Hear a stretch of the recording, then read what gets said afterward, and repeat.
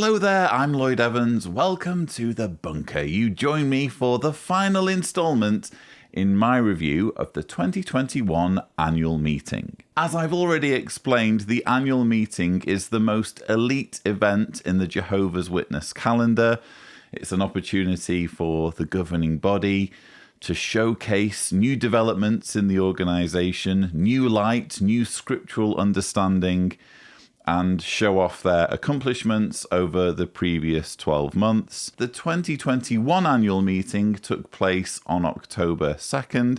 If you are watching this rebuttal any earlier than 2022, January of 2022, then I'm sorry to say you're being very naughty indeed. You're not supposed to be watching it yet. There is a lag between when the annual meeting takes place, i.e. October 2nd, 2021, and when ordinary Jehovah's Witnesses get to watch it. I'm only reviewing it now because footage got inadvertently leaked. There was a streaming link that was passed around to a small number of attendees who were invited to tune in virtually, and this link found its way to ex-Jehovah's Witness activists like yours truly. So you shouldn't really be watching this. However, in for a penny, in for a pound, if you want to see the whole thing and you haven't yet seen parts 1 through 3, they are on my channel. Please go check them out for some context. We're now at the end of this meeting. We have 2 more talks to consider, the first one being given by governing body member Samuel Hurd. So without further ado, let's roll the first clip.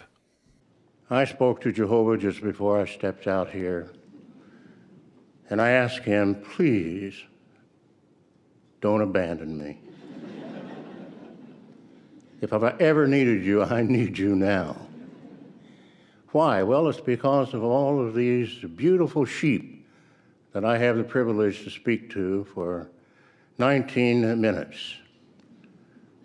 So I want to make the most of these 19 minutes because sometimes we have to make adjustments. Now, you may have heard of a few adjustments in our understanding of things already today, and there could be more adjustments that will have to be made later on. Now, you may recall that we used to think a certain way some 10 years ago about the following matter.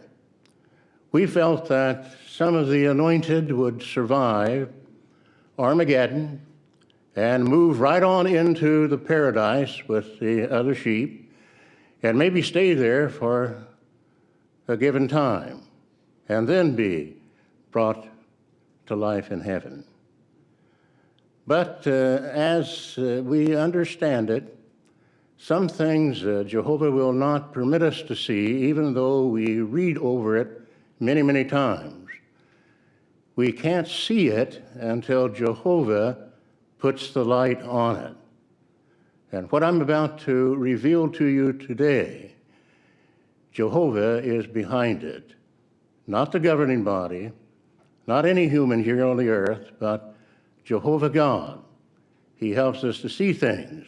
If you say so, Samuel. So we're watching Samuel Hurd, governing body member, giving the penultimate talk at the 2021 annual meeting. His theme, I will never abandon you. This talk is interesting, or the introduction is interesting, for a couple of reasons. First of all, I'm noticing Samuel Hurd feigning quite a lot of humility at the beginning. I spoke to Jehovah just before I stepped out here, and I asked him, please don't abandon me. If I've ever needed you, I need you now. Why? Well, it's because of all of these beautiful sheep that I have the privilege to speak to for 19 minutes. Without wishing to be rude or impolite, it's fairly obvious that Samuel Hurd has been around for a long time. He has lived a long life. And his words to Jehovah before getting on the platform to give this talk were, please don't abandon me. If I've ever needed you, I need you now. So Samuel heard, out of his entire life, out of all of the things that have gone wrong for him, the time that he most needs Jehovah in his many decades on this planet is to give this talk in front of a crowd of the elite of Jehovah's Witnesses. This is a select audience. Again, rank and file witnesses will finally get an opportunity to watch this in January 2022. But this event took place for only a small number of elite Jehovah's Witnesses, those who are working at Bethel in America, friends of those working in Bethel in America. I don't know, people who donate a lot of money to the organization. We're talking a small number of beautiful Jehovah's Witnesses, and Sam Hurd apparently needs divine intervention out of all of the situations he's gotten into in his life. This is the moment, apparently, when he needs divine intervention, and it's to give a talk in front of all of these beautiful Jehovah's Witnesses. You might be tempted to watch this introduction and think, oh, bless him. He's so modest and humble, and he's dignifying his audience by calling them beautiful and by acknowledging that he couldn't give his talk without Jehovah's help. Let's just remember that this is the same Samuel Hurd that described ordinary rank and file Jehovah's Witnesses who aren't living at Bethel, who aren't spending every day in the company of the governing body. He described such ones as below sea level. In fact, in the territory of Gilead in the Bible, the elevation changes dramatically. In the Jordan Valley, Gilead was 690 feet, 210 meters below sea level. But traveling east to the dome-like mountainous region of Gilead, the elevation rises to over 3,300 feet or 1,000 meters. You students came to Gilead below sea level. But with daily Bible study and lectures, you have been elevated. At the same event, the 149th Gilead graduation, Samuel Hurd made it clear that he couldn't be bothered to try to pronounce the names of the students that the graduation was for. So I'm happy to have Brother Ronald Curzon with me. He serves as a helper to the teaching committee. And why am I happy? Because he's going to pronounce all the students' names for me and let us know their assignments. Ron Curzon is still with us, and that is because we're going to have a letter read from the class. And since he already knows how to pronounce the brother's name, I'm going to let Ron introduce him again. So my question would be, where was his modesty then?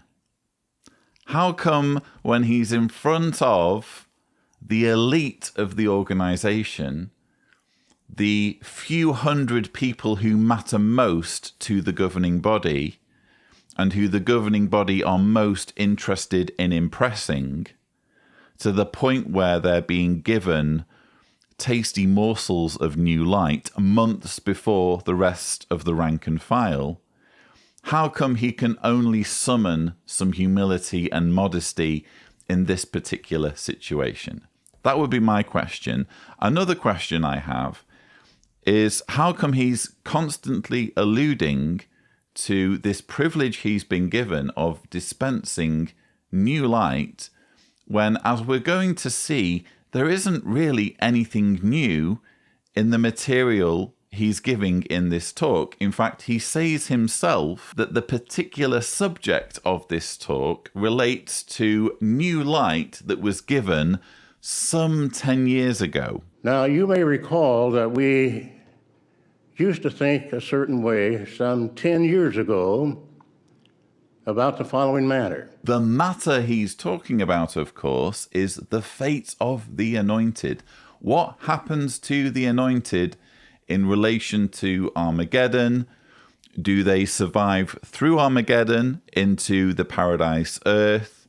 Or are they taken up to heaven? Are they essentially raptured, although they don't tend to use the word rapture? Are they essentially raptured before Armageddon?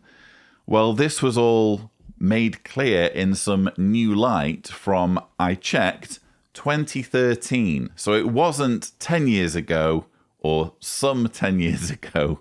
I guess if you just say some, it means you don't have to be precise. It was 8 years ago, really, give or take. So the Watchtower of 2013, July 15th. One of the events mentioned in these verses is the gathering of the chosen ones. Hence, it appears that all anointed ones who still remain on earth after the initial part of the Great Tribulation has passed will at some point be raised to heaven before the outbreak of the Battle of Armageddon.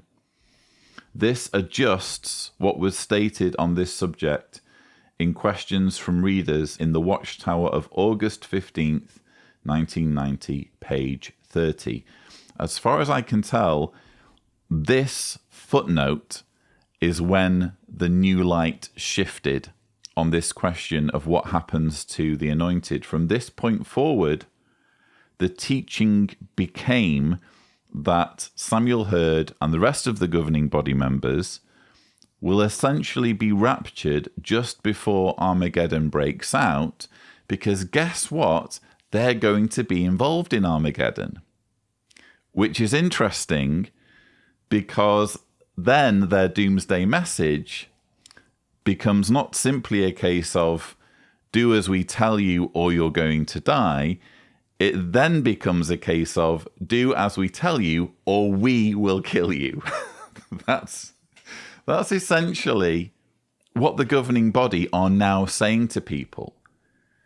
The governing body, according to their new light, which is now a little bit older, they believe that they will have a hand in killing people who fail to give them the respect and adulation and authority that they demand. So the new light that came out in 2013 actually makes things more messed up than they were previously. And we're going to see later in this talk Sam Hurd relishing the prospect of being involved in this carnage with other governing body members. We have all of that to look forward to.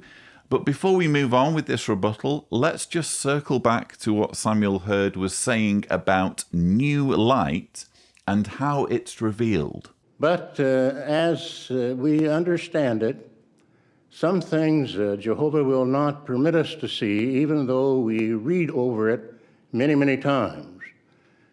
We can't see it until Jehovah puts the light on it.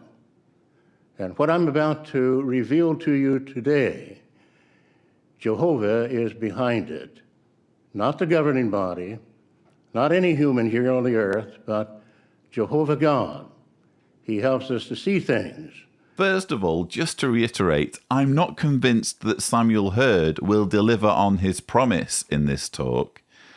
He's promising to reveal something to Jehovah's Witnesses today, in other words, in his talk. I've gone over this material multiple times, and again, I'm just not seeing anything new or extraordinary. He said himself in the same comments that we're dealing with an understanding new light from some 10 years ago, as I've mentioned, precisely 2013, the July 15th Watchtower. When you actually go through his talk and what he's going to discuss, I'm struggling to see anything new. I'm wondering why Samuel Hurd feels that his talk befits this sort of intro, so that Jehovah's Witnesses will be chomping at the bit thinking, oh, we're going to learn something new here. I'm sorry, viewers, by all means, correct me in the comments. But as we're going to see as this talk unfolds, there isn't really anything new. He's just going to expand a little bit on the permutations from this new light from 2013. But all that aside, Samuel Hurd's description of new light is fascinating. Some things Jehovah will not permit us to see, even though we read over it many, many times. So the governing body, when they're reading their Bibles, when they're trying to discern the scriptures, when they're trying to find out what the truth is regarding the Bible, Jehovah's stood behind them, effectively putting his hands over their eyes. No, I don't want you to see this yet. That's the sort of prankster Jehovah is. He's this super secretive trickster of a God who knows what the truth is, but doesn't want his followers to know what the truth is, in such matters as what happens to the anointed when Armageddon comes. Are the locusts in Joel the same as the locusts in Revelation? That's what we learned in the 2019 annual meeting. When does the judging of the sheep and the goats happen? That was revealed by Kenneth Cook in the 2020 annual meeting. And in this annual meeting, how do we understand the resurrection of the unrighteous? And are they judged in paradise for what they did before they were resurrected or after they were resurrected? It's this sort of hair-splitting trivia that Jehovah doesn't want the governing body to see until it's his time. Don't want them to figure that one out just yet. The locusts one, I'm going to leave that until 2019. I'm going to make it possible in 2019 for David Splain and his colleagues to suddenly be able to read the Bible in context and compare multiple verses. Right up until that time, I'll have my hands over their eyes and they'll be trying. They'll be really trying to understand about the locusts, but I'm going to stop them. That's apparently the sort of God Jehovah is. Or you have to believe that that's the sort of God Jehovah is if you're one of Jehovah's Witnesses. As I've said repeatedly, the new light teaching makes no sense whatsoever. If Tibor is gracious, a thumbnail will appear to a video in which I argue this in more detail. But ultimately, when we're talking about the new light teaching, we're talking about a concept that demeans God. So if you happen to be a believer in God, I'm not, I'm an atheist. But if you happen to be a Christian, if you happen to have respect and admiration for God, your respect and admiration is surely going to be compromised by the Jehovah's Witness concept of a God who wants his followers to believe wrong things for decades. That's what Jehovah's apparently doing, putting his hands over the eyes of Samuel Hurd and the rest of the governing body members. He doesn't want them to know the truth. And it's not just about them not knowing the truth. It's not just about them not reaching the correct understanding of a given verse. It's about them publishing and printing a wrong understanding. So either God is guiding this organization or he isn't. Either he is behind the flow of spiritual food or he isn't. If he's behind the flow of spiritual food and you believe the new light teaching, you have to believe that God isn't just withholding information from the faithful slave. He is actively involved in manipulating the faithful slave to print lies in their publications for decades. Now, you may recall Matthew chapter 24, verses 29 through 31. You've read it many times, I have too, but notice what it says. Even though we felt a little different earlier on, and he will send out his angels with a great trumpet sound. Now note the following.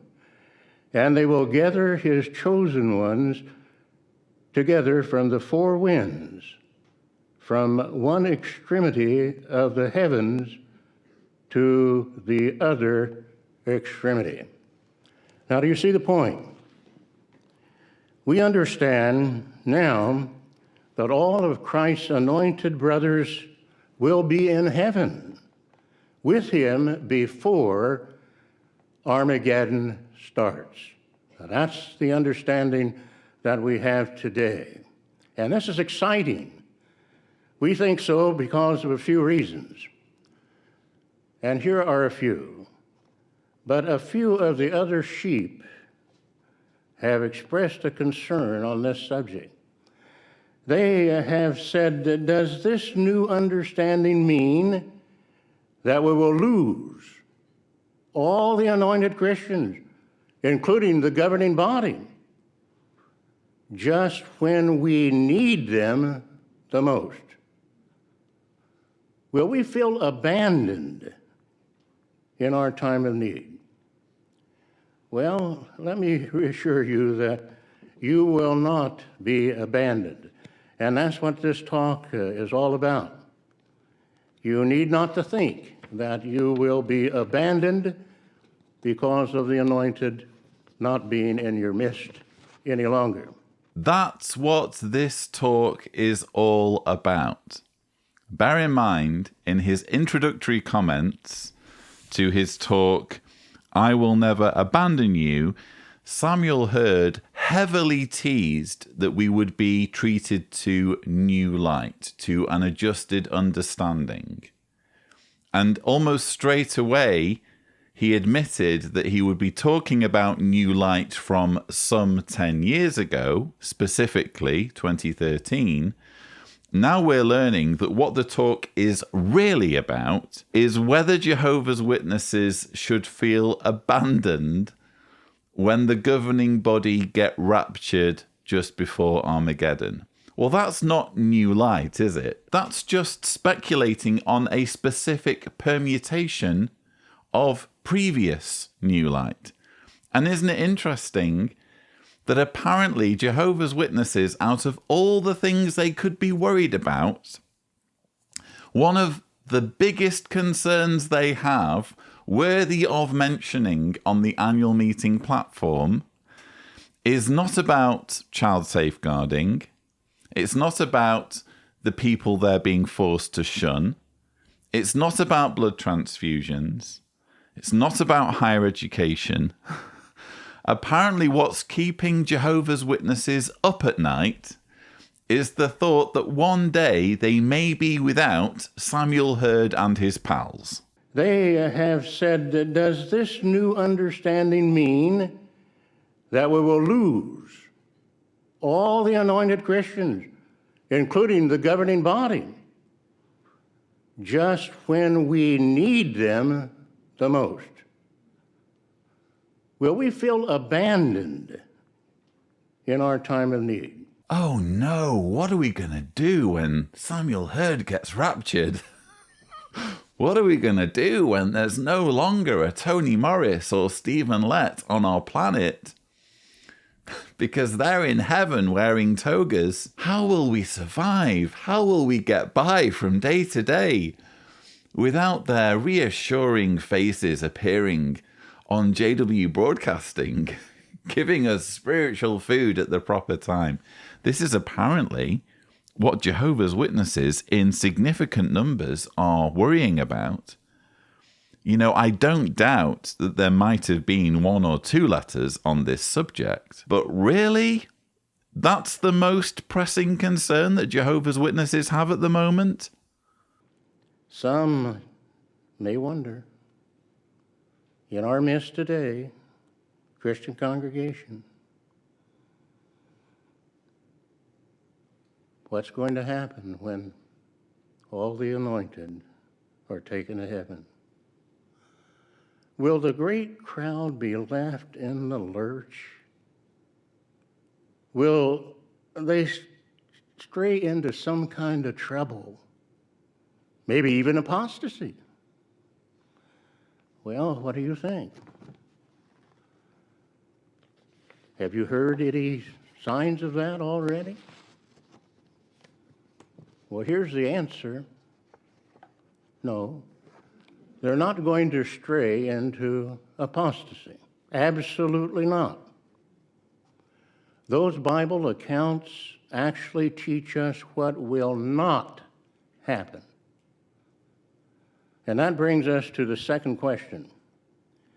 How do we know that such things will not happen? The answer has a lot to do with when we live. We do not live in ancient Israel.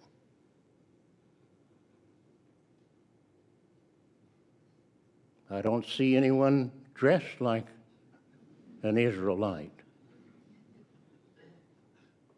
None of you brothers wear skirts. Oh, there's one. No, there's not. So, no, we don't live in ancient Israel. Samuel Hurd here treating us to some of his stand-up comedy on this issue of what's going to happen. What's going to happen when the governing body get raptured and Jehovah's Witnesses are left without a group of men who can micromanage their lives for them? What will we do? How will we survive? How will we know what clothes to wear, or whether we should go through higher education or not, or what medical procedures we're allowed to accept or not? Please tell us how we're going to get by without having you to control our lives for us. This is apparently the pressing concern of Jehovah's Witnesses. And included in this concern is the possibility of the organization turning apostate.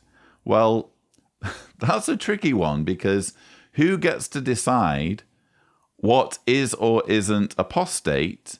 It's the organization. Granted, we're here talking about the faithful slave no longer being on the planet. The faithful slave get to decide what the new light is. So I guess Jehovah's Witnesses, or some Jehovah's Witnesses, are thinking, if you no longer have a faithful slave on the planet, and you only have, let's say, people standing in for them, what's to stop the organization from becoming corrupt? I would argue we're long past that. This is a thoroughly corrupt organization, with or without the faithful slave. In fact, arguably, it's this whole notion of a faithful slave that is a direct channel with God that gets to interpret God's will that's put us in this situation where so much damage is being done in people's lives. You're not allowed to question them. They're taking their orders from heaven. Who do you think you are to say maybe we shouldn't have shunning, maybe we should take better care of children, maybe Jehovah's Witnesses shouldn't be dying by refusing blood transfusions? We'll decide that for ourselves, thank you.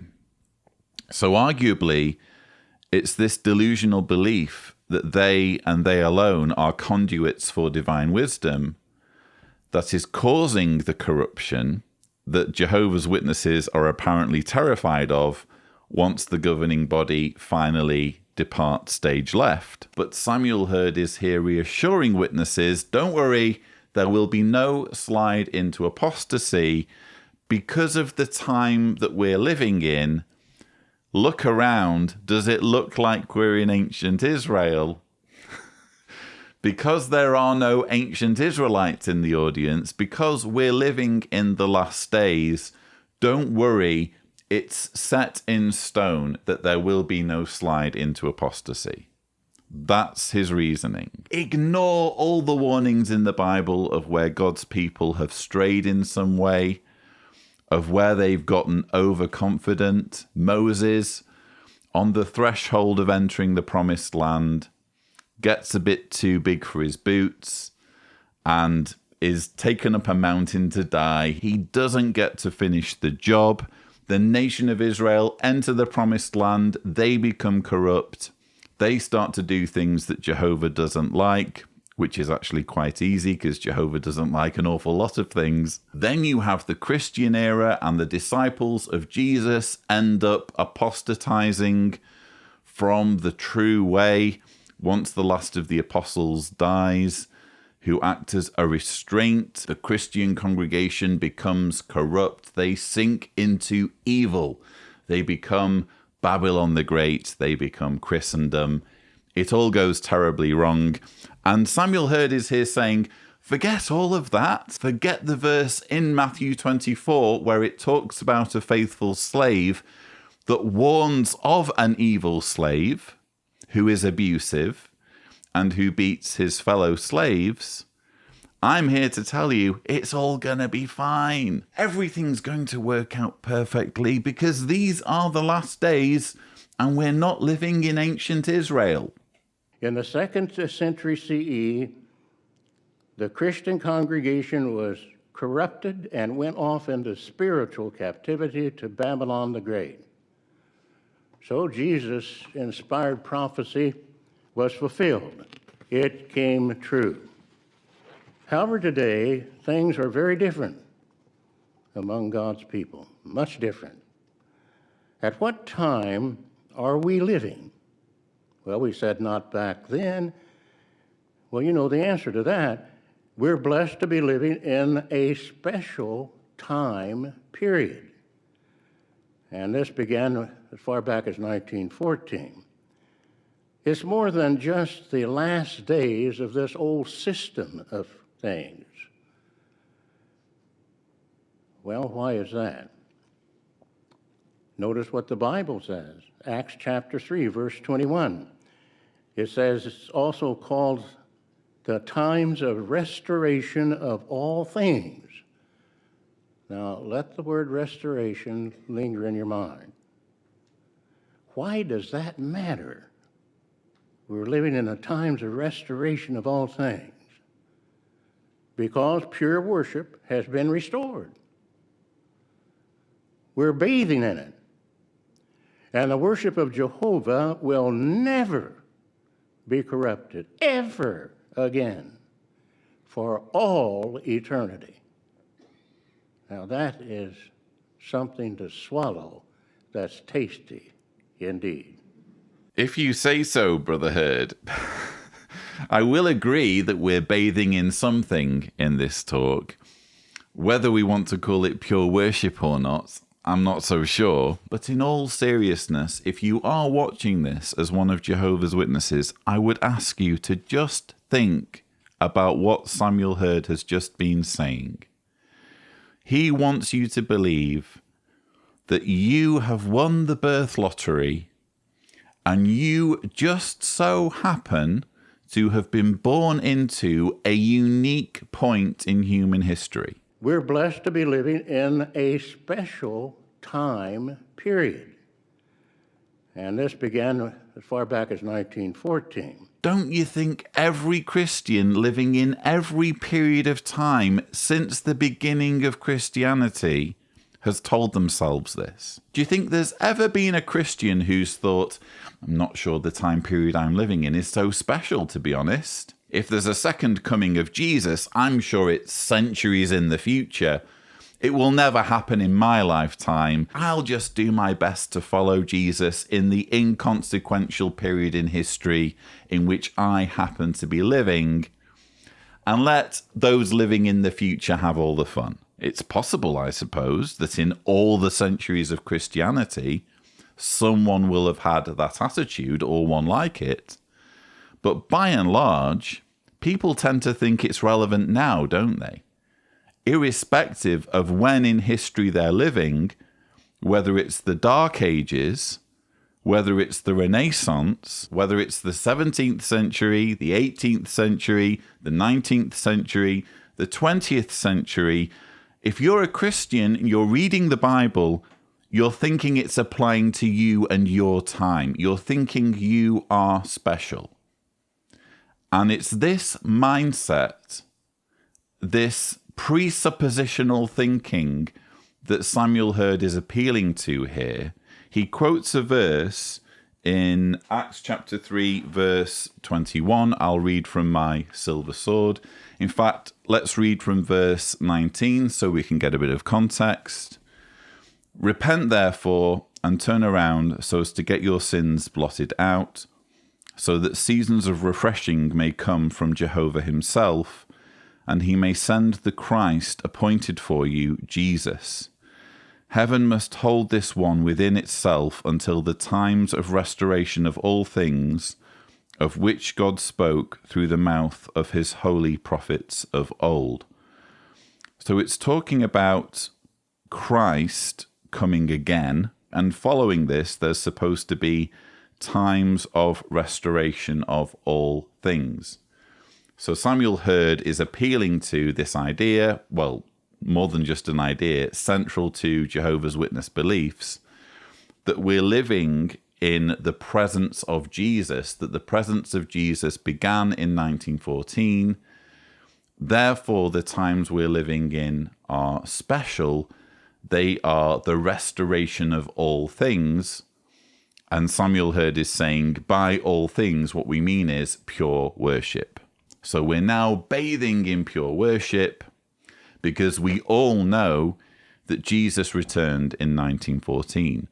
Well, please check out a video I did recently debunking 1914, thumbnail here if Tibor is gracious. Samuel Hurd is making an unfalsifiable claim that's based on presupposition. He's asking Jehovah's Witnesses to presuppose that they have won the birth lottery, that they just happen to be living in the time period that the entire Bible is pointing to.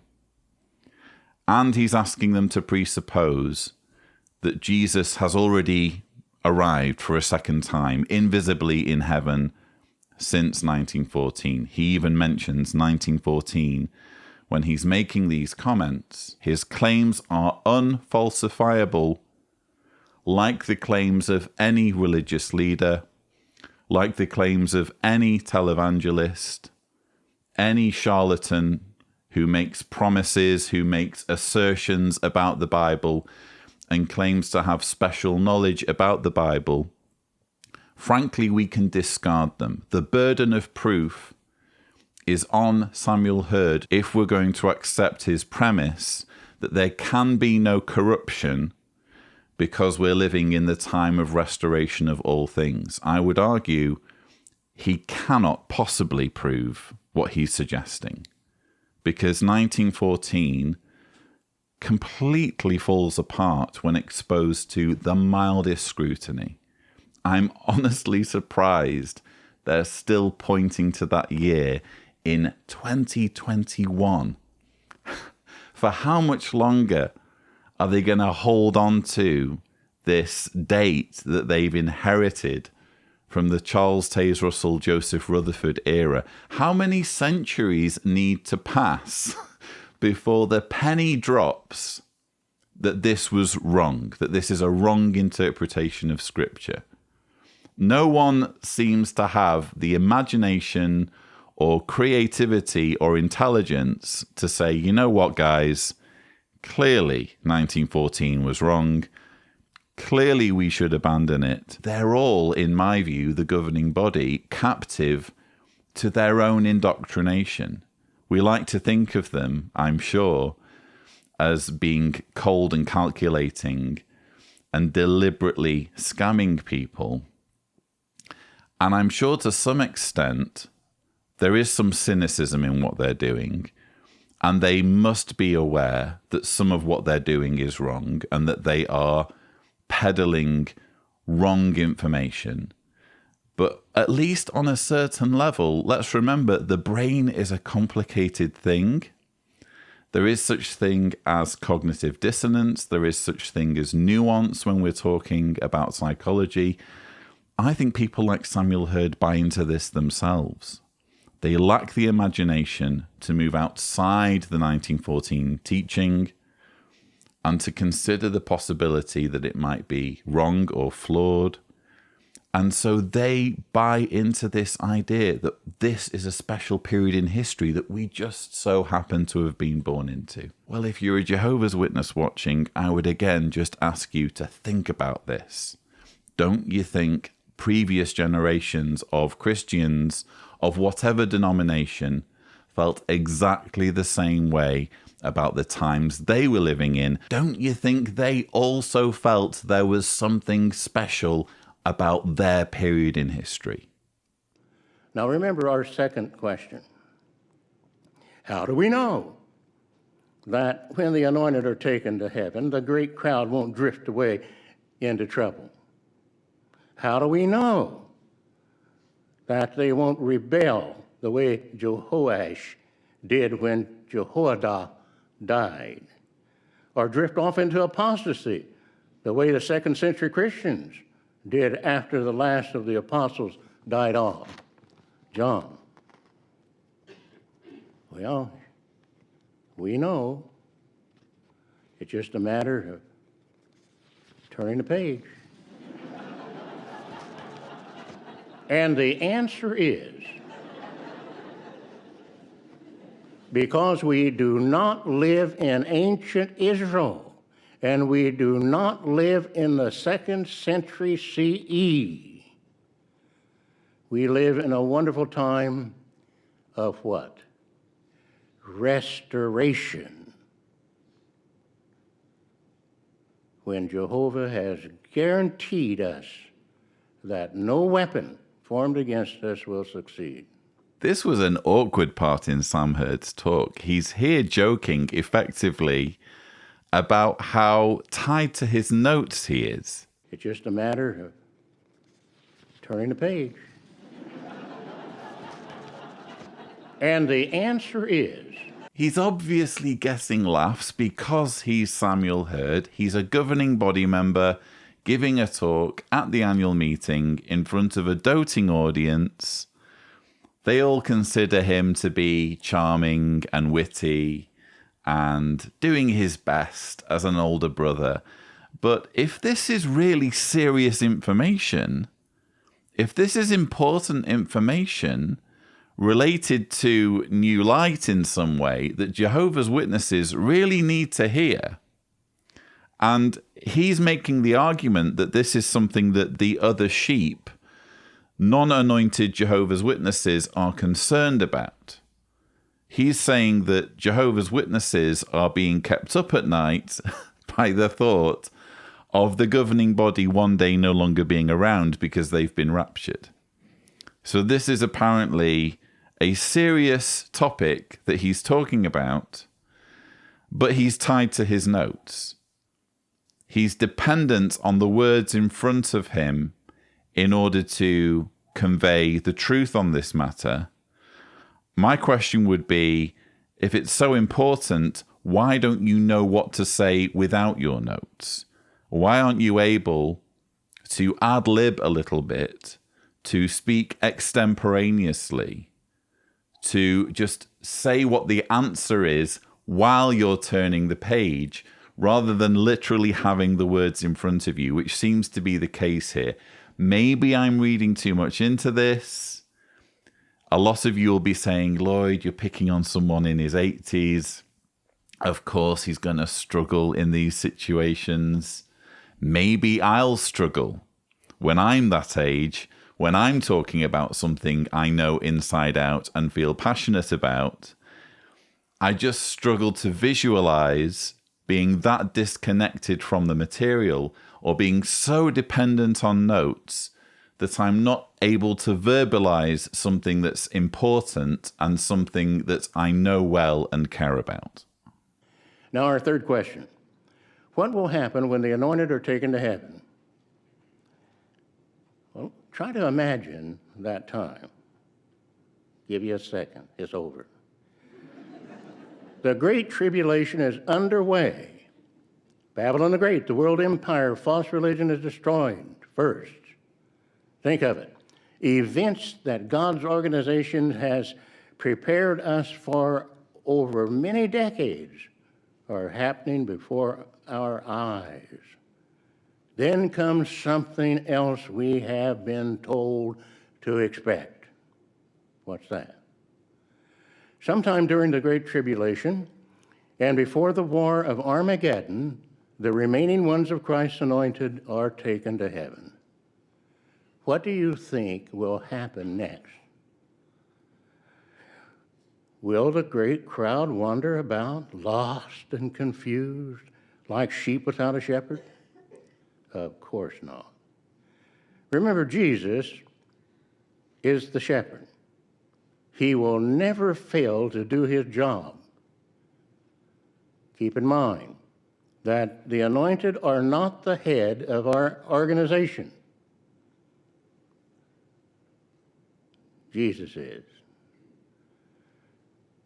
And we hope all parents today raising children will teach them that fact. We get so many little letters from beautiful little children.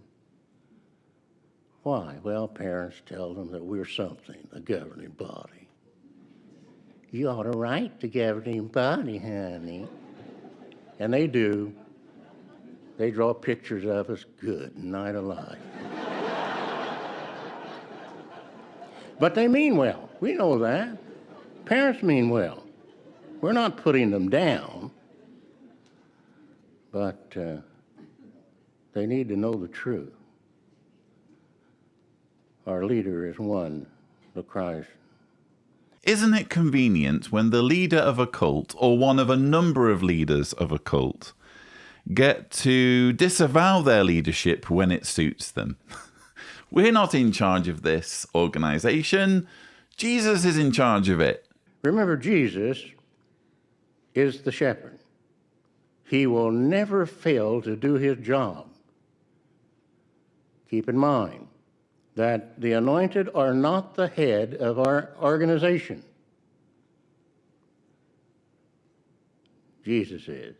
They may look like leaders. They may speak like leaders. They may act like leaders. They may seek to control their followers in even the most intimate areas of their lives.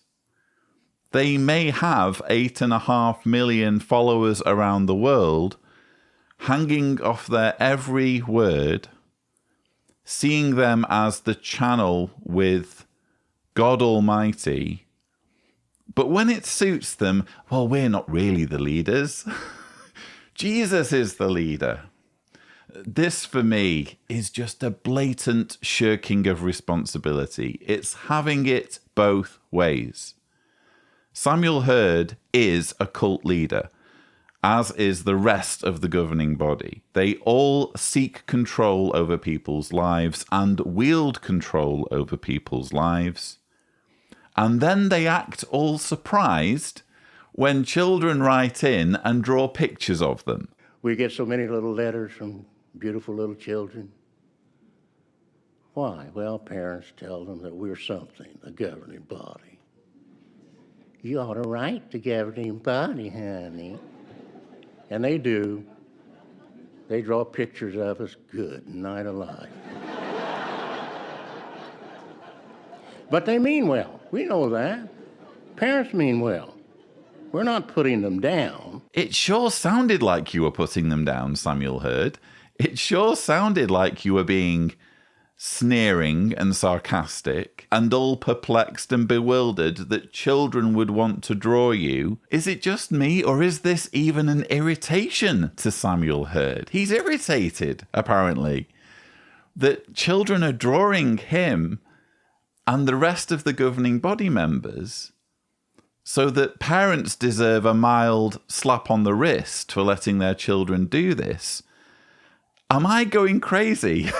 Is this not exactly what he should be expecting, given the fact that he and his colleagues are thrusting themselves in front of millions of Jehovah's Witnesses, I don't know, on a weekly or monthly basis? It depends whether we're talking morning worship videos, JW broadcasting episodes, convention programs, annual meetings. We can't get away from them. If you're following Jehovah's Witnesses, You're seeing these men all the time. They make themselves prominent. They insist on a role of prominence within people's lives to the extent where they get to control almost everything a person says, does, or even thinks. And then they act all surprised when people give them the reverence that they crave. When children draw their pictures. Samuel Hurd, I've got some advice for you, fella. If you don't want kids drawing you, if you don't want to be viewed as a leader by 8.5 million followers, if you don't want them viewing you as being in charge of the organization, don't be in charge of the organization. Don't insert yourself in people's lives to the extent where families are literally broken apart if anyone disagrees with you. I'm sorry, this is exactly the level of devotion, the level of adulation you should expect when you're putting yourself out there as a cult leader. Open your Bibles or pads and look at Hebrews 13, 5b. It says, "For he has said, I will never leave you and I will never abandon you." That tells us the simple, reassuring truth: Jehovah will never abandon his faithful ones. Like Moses and Elijah and faithful anointed ones who take the lead today understand the importance of training others. That's undergoing. The governing body has been training men of the other sheep to take the lead for many decades now.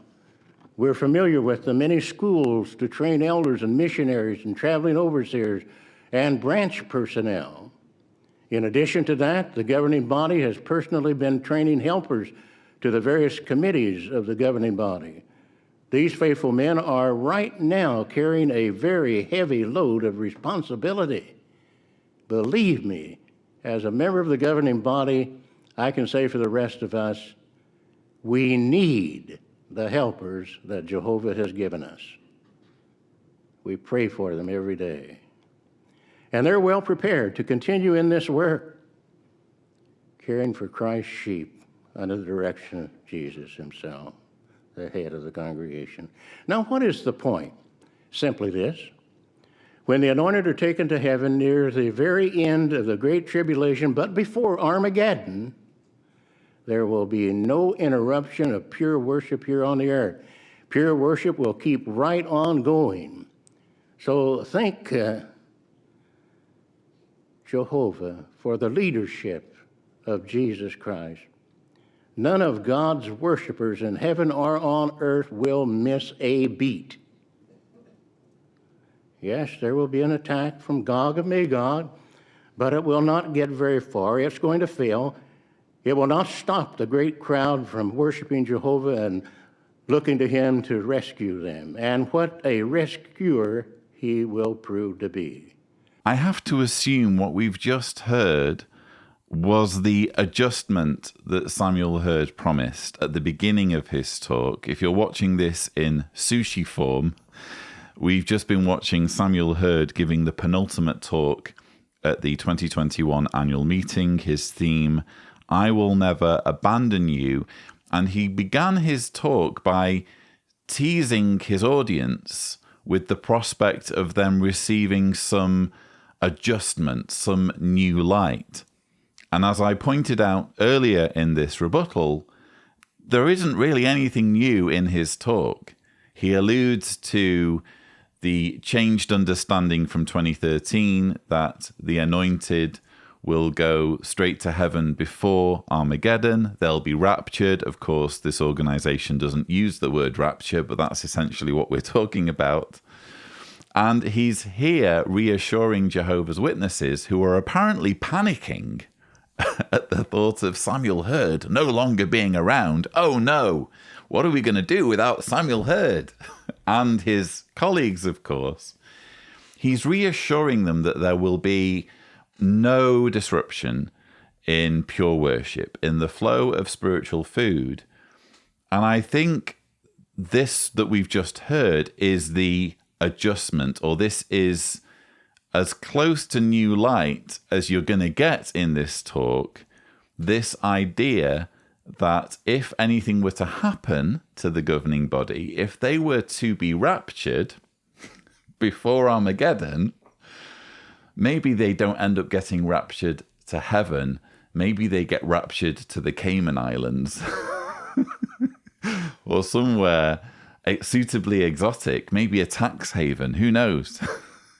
But if the governing body were to get raptured, hey, ta-da, I can unveil our master plan, which is that the governing body helpers are well equipped to step in. We need the helpers that Jehovah has given us.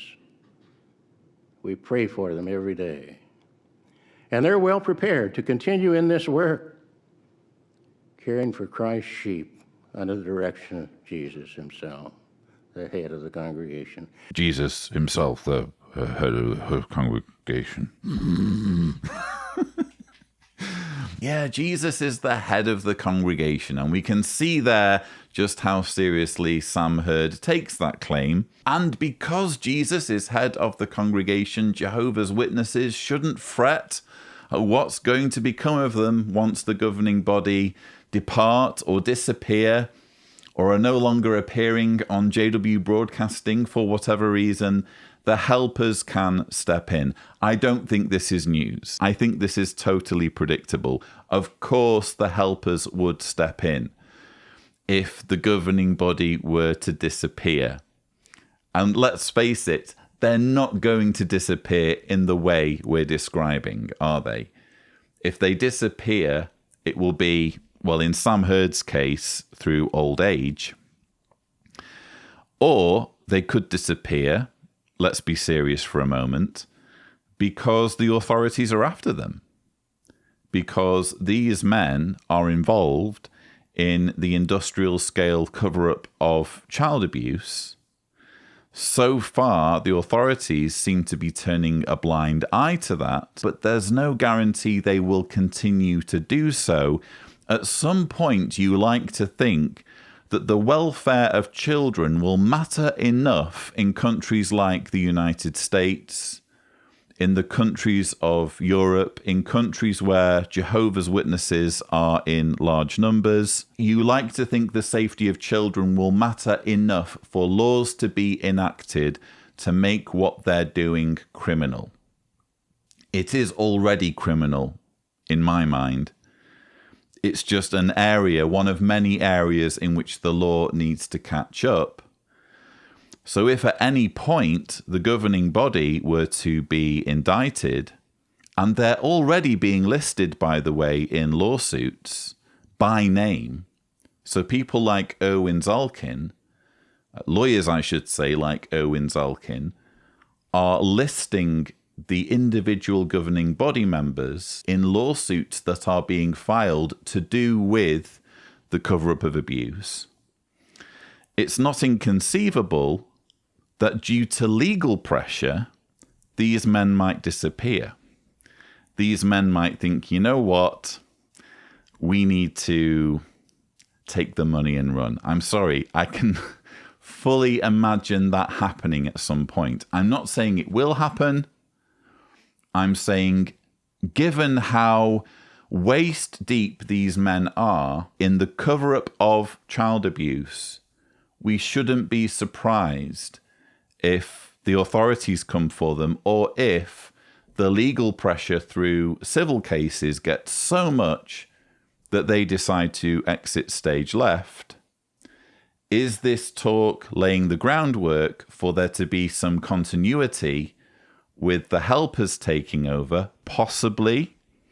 However, when it comes to this fake rapture scenario that I'm talking about here, it's another one of those situations where once they do it, they can't undo it. It's a little bit like selling all the kingdom halls. Once you've sold them, you can't unsell them. You're committed to that course.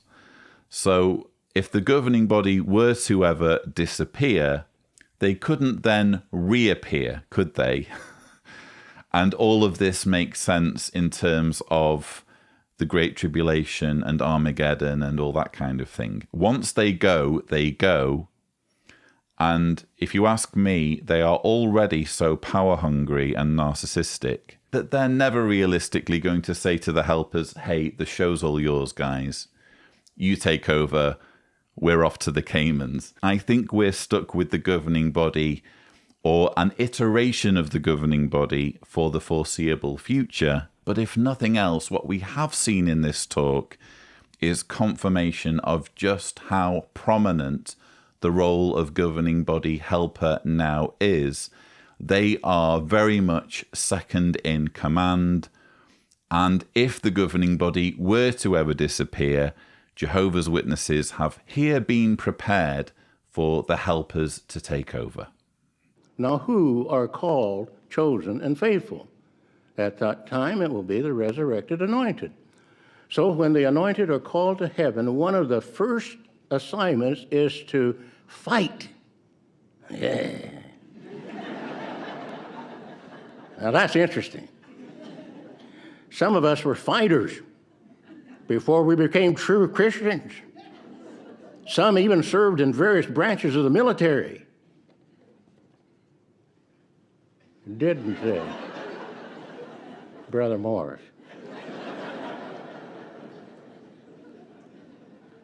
Some were Green Berets, not Brother Morris.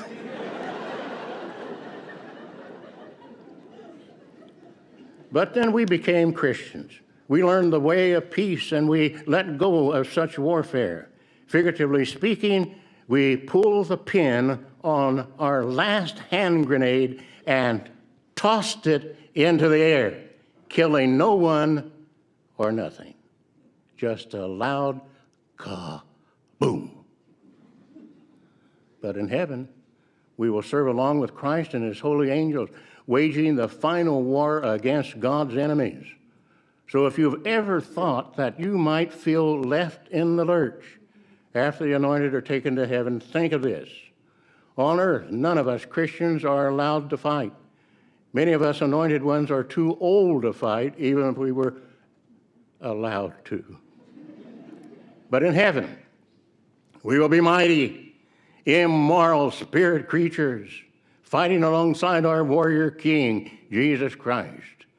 Believe me, we can and will do you significant more good in heaven than we ever could as imperfect humans here on this earth. This was extraordinary. This, for me, is one of the highlights of the 2021 annual meeting. We've seen in the past Anthony Morris lusting over the thought of killing people at Armageddon, given this teaching that's been in the publication since 2013, that the anointed will go to heaven before Armageddon so that they can participate in the fighting. Tony Morris already knows this teaching very well and has alluded to it in his talks, almost salivating at the thought of going around killing people who wouldn't accept his authority. People like yours truly. And now we have Sam Hurd getting in on the action. So when the anointed are called to heaven, one of the first assignments is to fight. Yeah. That was the weirdest noise I think I've ever heard come out of Samuel Hurd. This sort of pervy growl, which again is him lusting at the thought of inflicting death. That's what we've just heard. How do you take this seriously? This is what you have to believe as a Jehovah's Witness. That Samuel Hurd is soon to become Super Sam. And he's going to be riding around heaven on a heavenly horse, wielding a heavenly sword. Or is it a heavenly bow and arrow? I can't keep up with all of the heavenly weapons that get brandished. As long as it's not a heavenly gun. They don't use guns, do they? It has to be like an ancient weapon, but heavenly. Sam Hurd is plainly drooling at the thought of bloodshed. Good for you, I guess. I personally would not be if I were in his shoes, even if I sincerely believed all this. I don't think I would be relishing the thought of killing people. Whether they're God's enemies or not, bear in mind we're talking about everyone who's not one of Jehovah's Witnesses. That's who they mean when they say God's enemies. So Sam Hurd is relishing the thought, along with Tony Morris. I always laugh at the thought of Tony Morris on a heavenly horse in his toga, brandishing a sword in one hand and a bottle of Macallan's in the other. But just to be serious for a moment, Sam Hurd is relishing the thought of riding in the heavens on his heavenly horse at Armageddon, inflicting death on men, women, and children for the crime of not recognizing his authority when he was on this earth, when he was a flesh and blood governing body member. He's riding around killing people for not following him. That's what he's lusting over here. But in heaven, we will serve along with Christ and his holy angels, waging the final war against God's enemies. We will be mighty, immoral spirit creatures, fighting alongside our warrior king, Jesus Christ. I think it's quite poetic that when he says mighty, immortal spirit creatures, he says immortal in such a way that it sounds a bit like immoral. We will be mighty, immoral spirit creatures. He's almost certainly trying to say immortal, but to my ear, it sounds like he's saying immoral. Well, if he is saying immoral, on this we can agree. What he is salivating over, this global genocide, where billions of men, women, and children and babies are getting hacked down for not being baptized Jehovah's Witnesses. How do you call that anything other than immoral? Well, I'm not done, but I should be. As for the other sheep, what will you need to do during that climatic time? Simply this: hide. That's right. At Isaiah 26:20, he wrote, "Enter your inner rooms and shut your doors behind you. Hide yourself for a brief moment until the wrath has passed by. It will be hide and seek. You will hide and they will seek to find you, but they will not." Do you have anything to worry about? You have nothing to worry about. Nothing at all. Because Jehovah will never abandon you. There is no justifiable reason to worry about the future. Just be there, brothers and sisters, to enjoy it. Remember, Jehovah loves you and he will never abandon you. Please believe it. You will not be disappointed.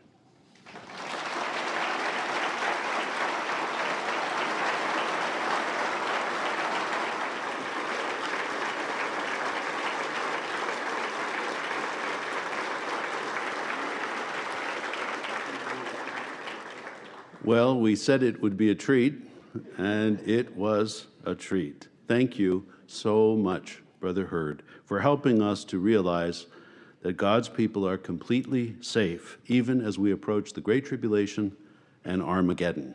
Yes, thank you, Brother Hurd, for reminding Jehovah's Witnesses that when Armageddon strikes and Sam Hurd and Tony Morris and the rest of the governing body start riding around heaven on heavenly horses wearing togas, killing all who fail to recognize their authority, what Jehovah's Witnesses need to do at that moment is hide. As for the other sheep, what will you need to do during that climatic time?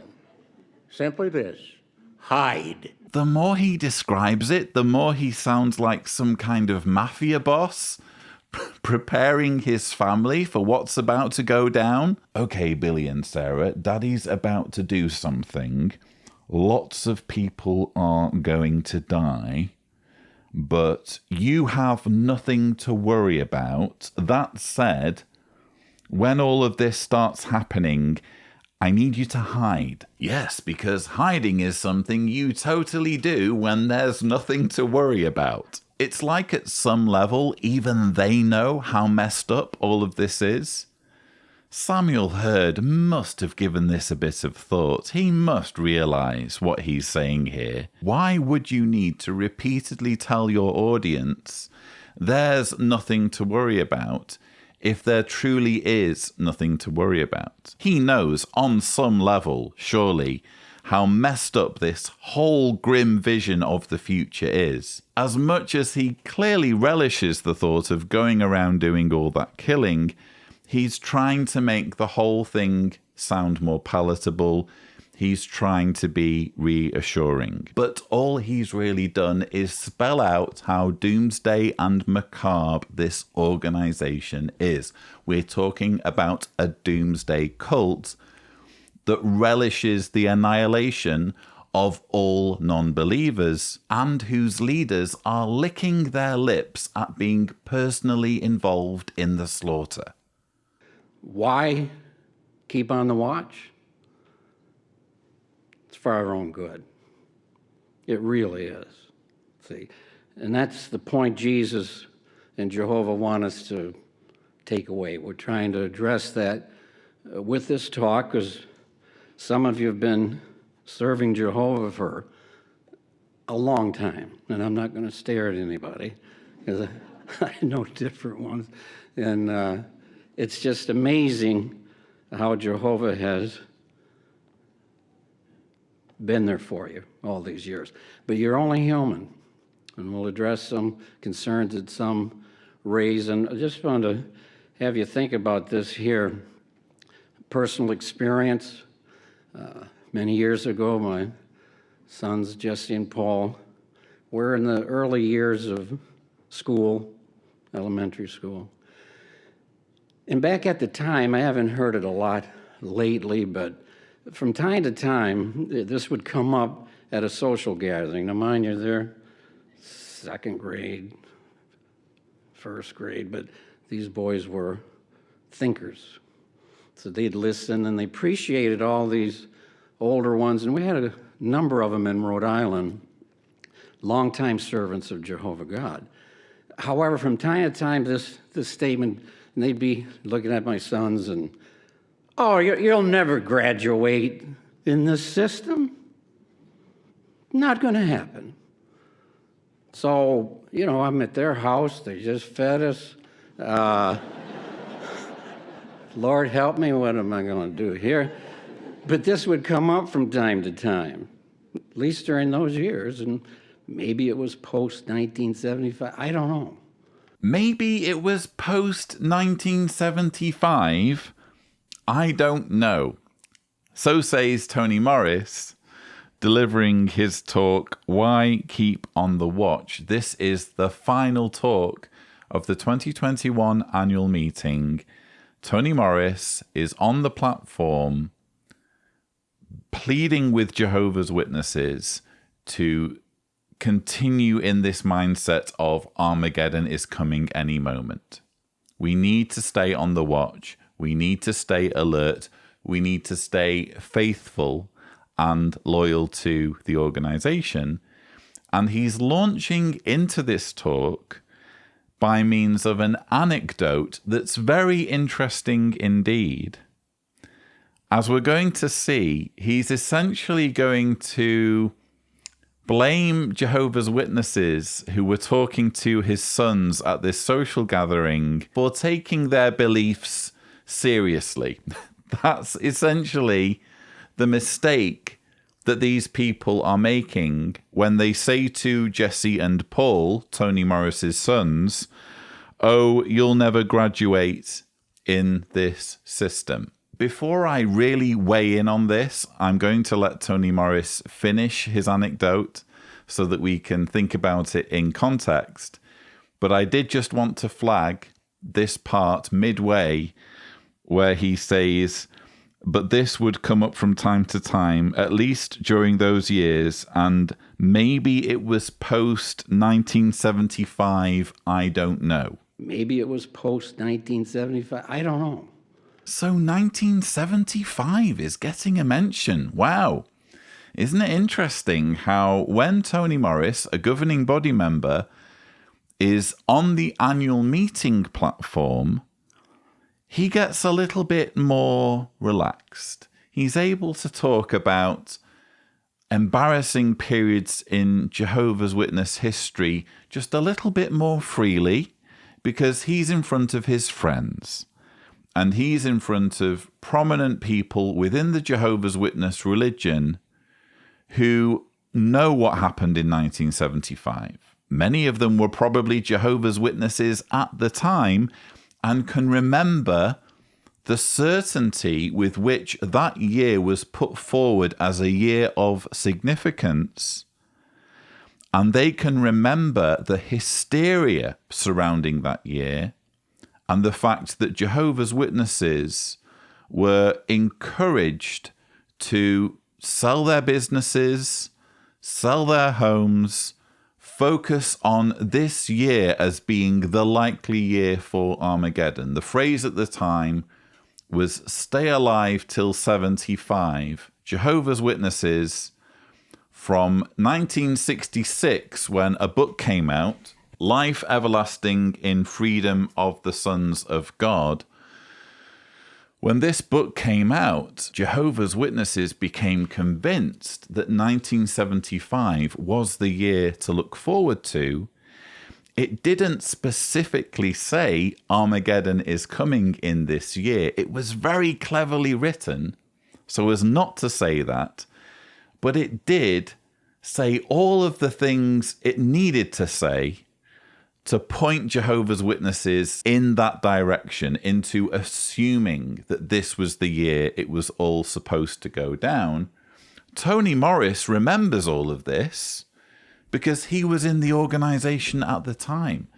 And again, because he's nice and relaxed on the annual meeting platform, it's not like he's doing a JW Broadcasting episode. It's not like he's doing a convention talk. He's in front of his mates. So he can just talk about it freely, knowing that he doesn't have to do too much explaining. Maybe it was post 1975. I don't know. But they'd make these statements. And I'm going to give you a big confession because, you know, this one comes clear to mind. Driving back from the gathering, Jesse and Paul are, you know, thinking and they're troubled. They're puzzled. What is this about? Why? Because, you know, they had goals and what are we going to do? And they're thinking of things in the future for them as growing in their love for Jehovah. You know, is that true, Dad? And so I said, look, and let me tell you, these people saying these things were longtime servants, experienced people. If any of you are guilty, God loves you. He forgives you.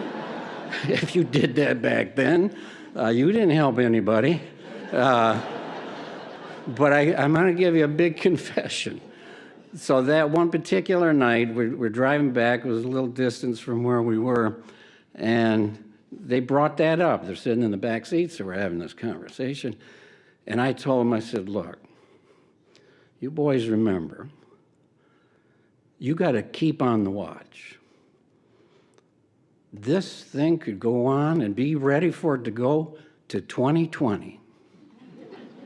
Honest. I mean, we're talking almost 40 years.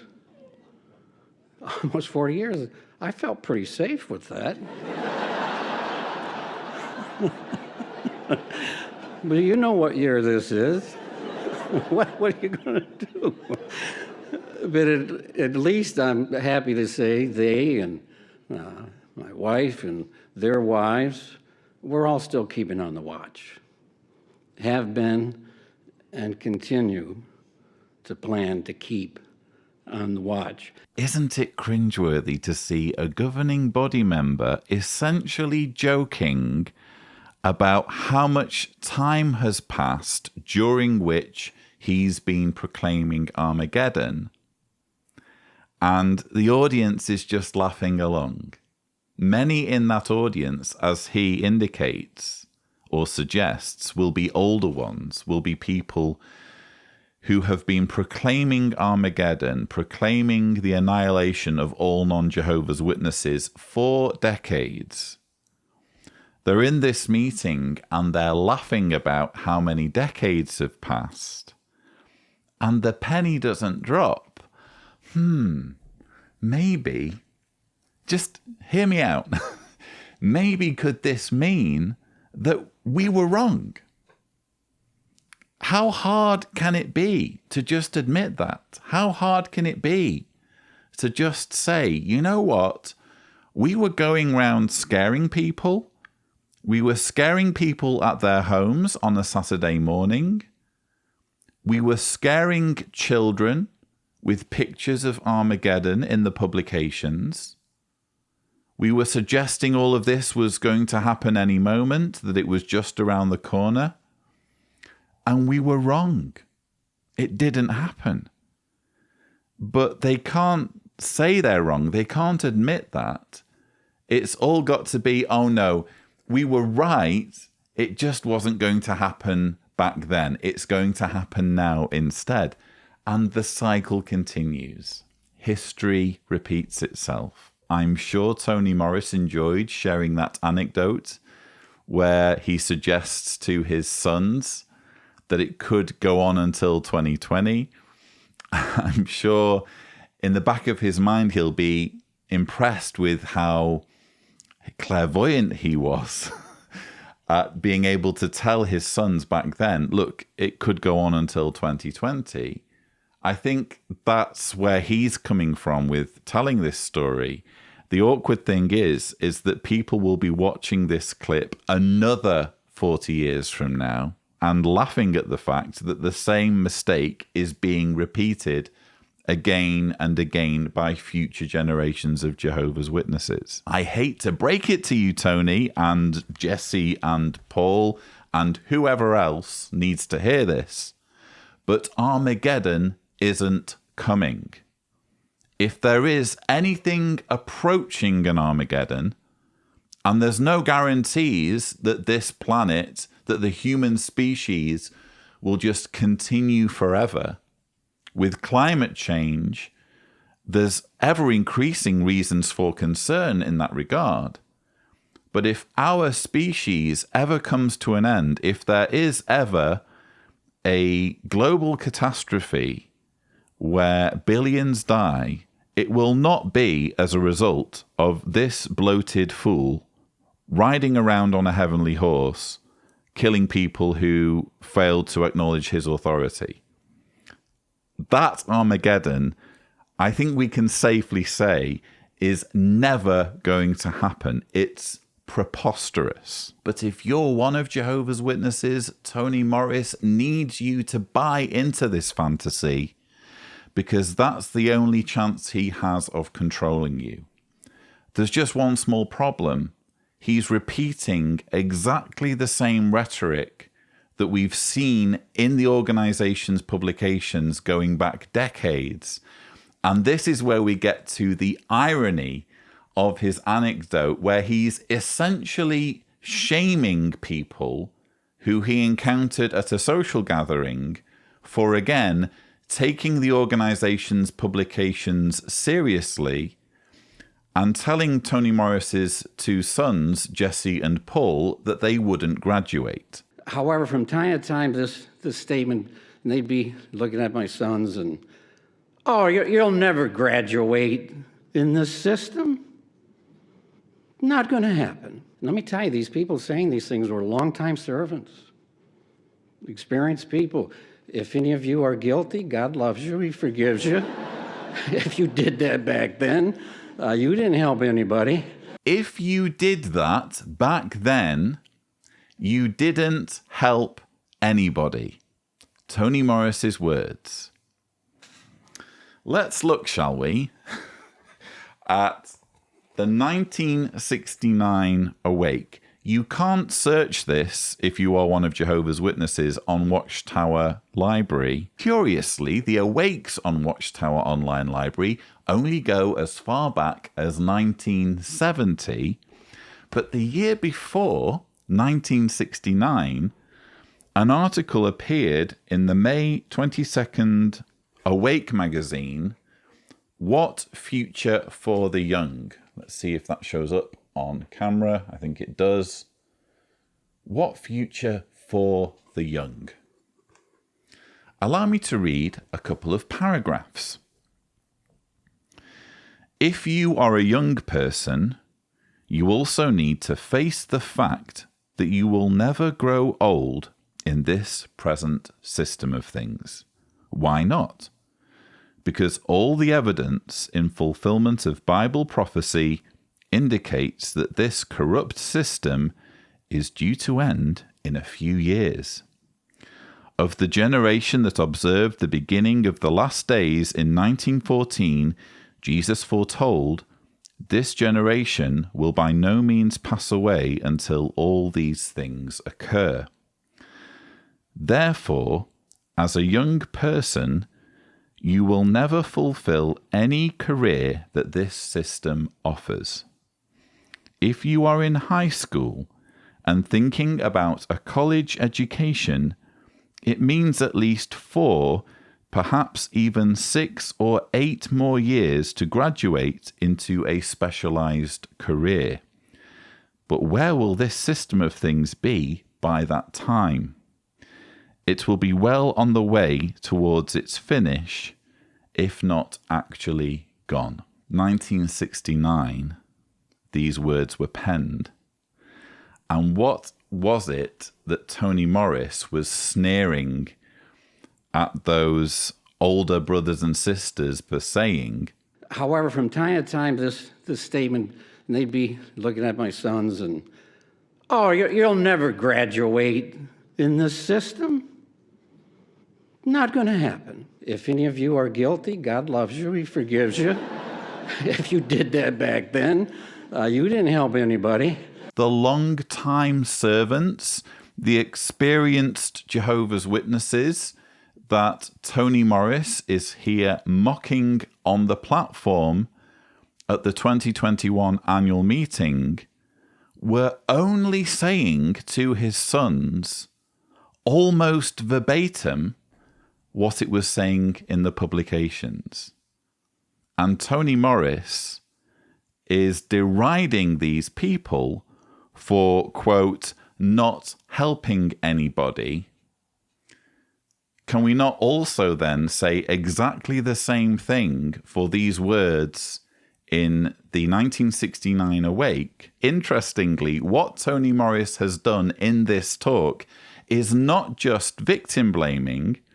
It's not just deriding people for taking their beliefs seriously, for reading spiritual food and talking about it at social gatherings in terms of it being truthful, in terms of it having something important to say about the times they were living in.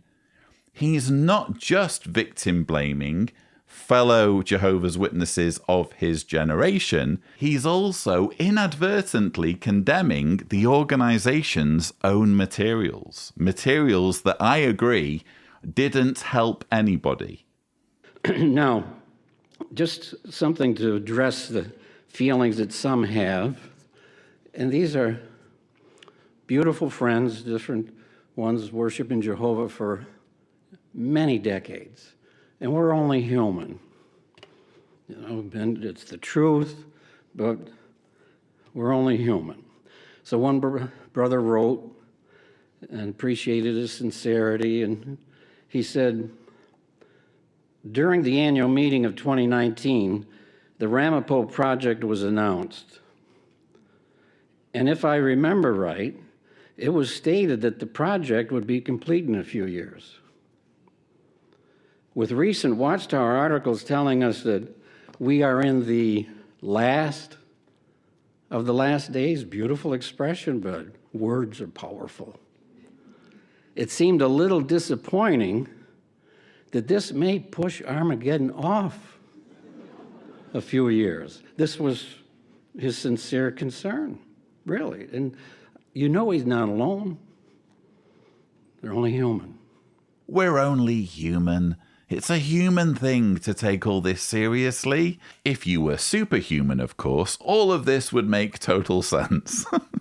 So yes, it seems for at least a few only human Jehovah's Witnesses, things are starting to unravel, and they're rightly asking the question, how can you be committing to projects that will be completed years in the future if you're repeatedly telling your followers or Jehovah's Witnesses that we're in the last of the last days? And was it just me, viewers, or did Tony Morris seem to distance himself a little bit from this last of the last days rhetoric? So the events unfolding around us are making clearer than ever that we're living in the final part of the last days, undoubtedly the final part of the final part of the last days, shortly before the last day of the last days. We are in the last of the last days. Beautiful expression, but words are powerful. You know what, Tony Morris? Never mind this, words are powerful. Which is it? Are we in the last of the last days or not? Is that expression valid or not?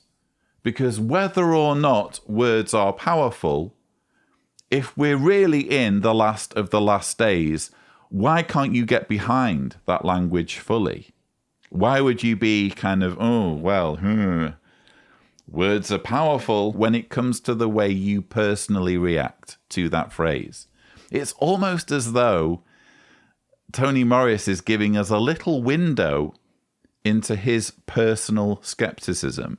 We've already learned in this talk that in the build-up to 1975, when hysteria among Jehovah's Witnesses was at its peak, and the organization was expecting Armageddon by that year, Tony Morris was driving his car with his sons Jesse and Paul in the back and saying it could go on for decades, it could go on until 2020. If that was his reaction to the 1975 hysteria, or in the aftermath of 1975, why should it be any different now?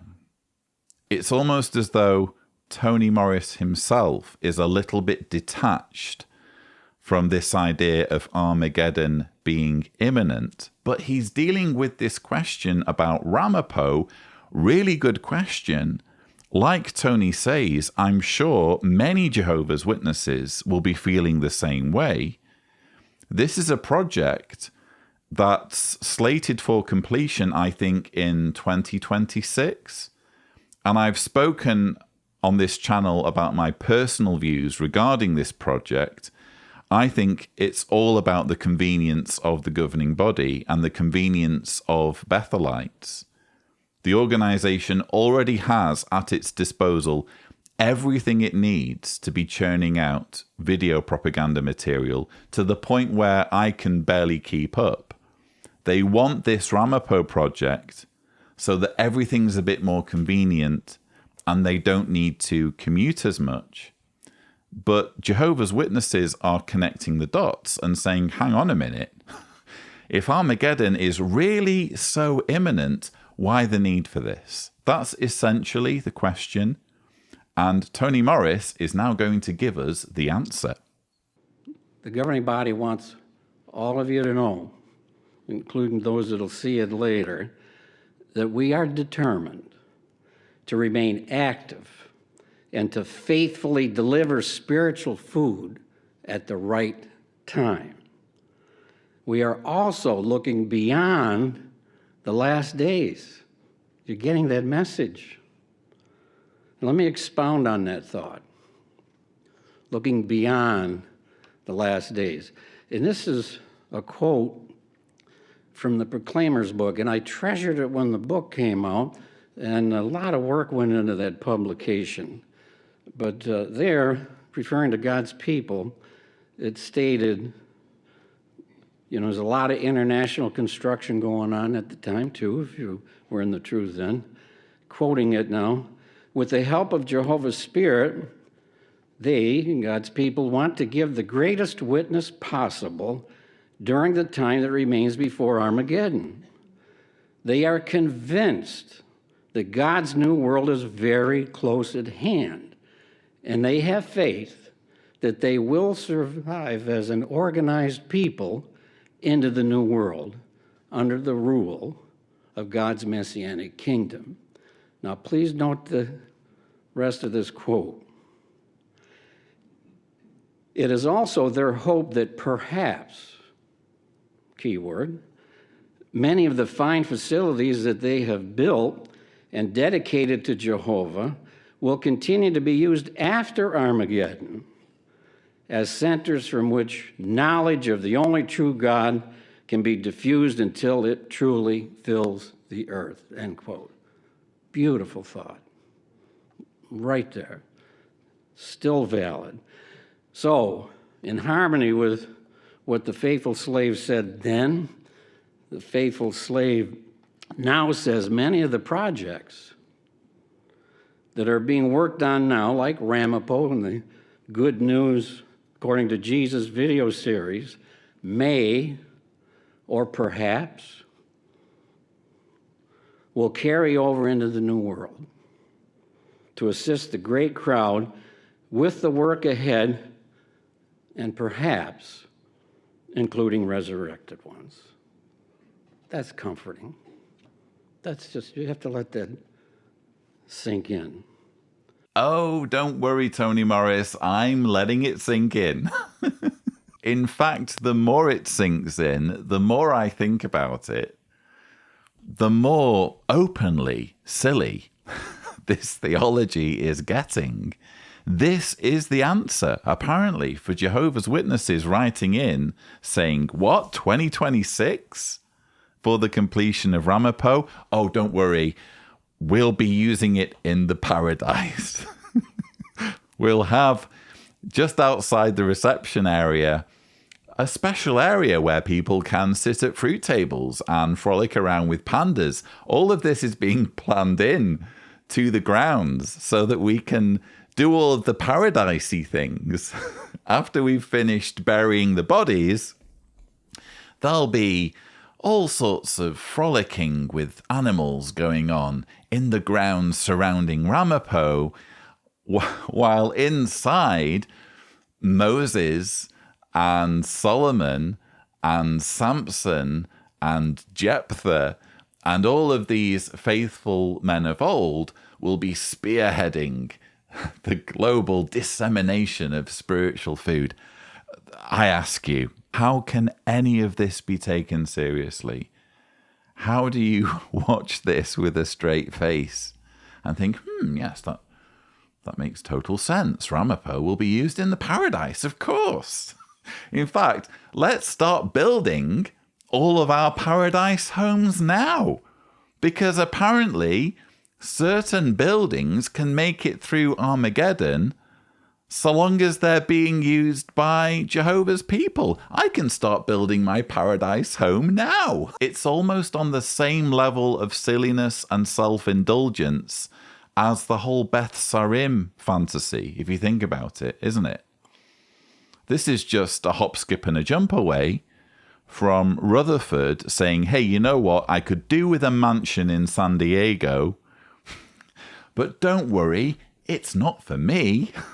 I'm going to deed it to Moses, David, Samson, Jephthah, etc. The ancient worthies are going to materialize in Southern California and make a beeline for this particular property because it's in the deed that it's theirs, and it will be used as a headquarters for the worldwide New World government, whatever.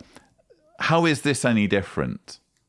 Ramapo is going to be used by the same individuals in the paradise to help run the planet, with Tony Morris and Stephen Lett and David Splane looking down in heaven, directing the whole thing. It's blatantly silly, but this is the sort of nonsense you now have to believe as a Jehovah's Witness. Now, we want to conclude with expressions from two friends of mine, long-time, hardworking supporters of the faithful slave for decades. I love these men, and we'll keep it anonymous, but I asked them to write their personal feelings, as you know, they've been supporting the slave for all these decades. How have they benefited from keeping on the watch? So here's what the first one said. I come from a long line of people who believed in keeping an expectation of the end. My mother died just last year, and she always felt that the end was close at hand. She just knew that she would live to see it, but she didn't. She had first learned the truth from her mother-in-law, my grandmother, an anointed Christian who often told me that she hoped to see the end come in her lifetime. She didn't. She had learned the truth from her mother, who died when I was a teenager, and firmly believed she would see the end in her lifetime. She didn't. And she, my great-grandmother, had learned the truth from her mother-in-law, who died long before I was born, and surely felt the same way about seeing the end. She didn't. And here I am now in my 7th decade of life, firmly believing that I will see the end very soon. So what does that mean? It means you've been conned. How heartbreaking is this letter? How can they not see that they're repeating the mistakes of past generations? These, by the way, are the concluding remarks of governing body member Anthony Morris, speaking right at the end of the 2021 annual meeting. His theme, Why Keep on the Watch? And he's reading us 2 letters from people he has asked, presumably people he knows.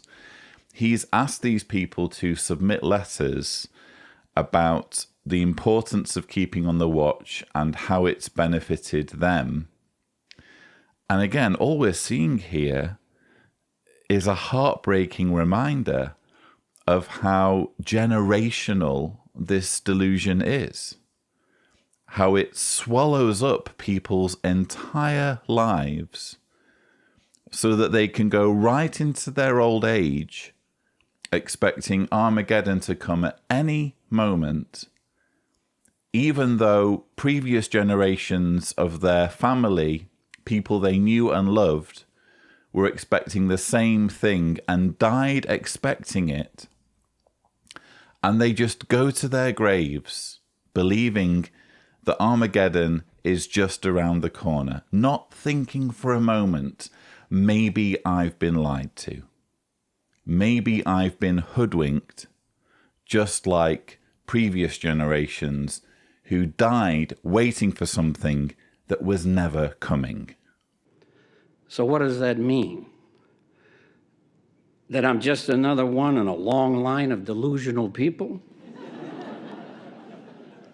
I don't think so, for 2 reasons. One, the evidence that the end is near keeps growing.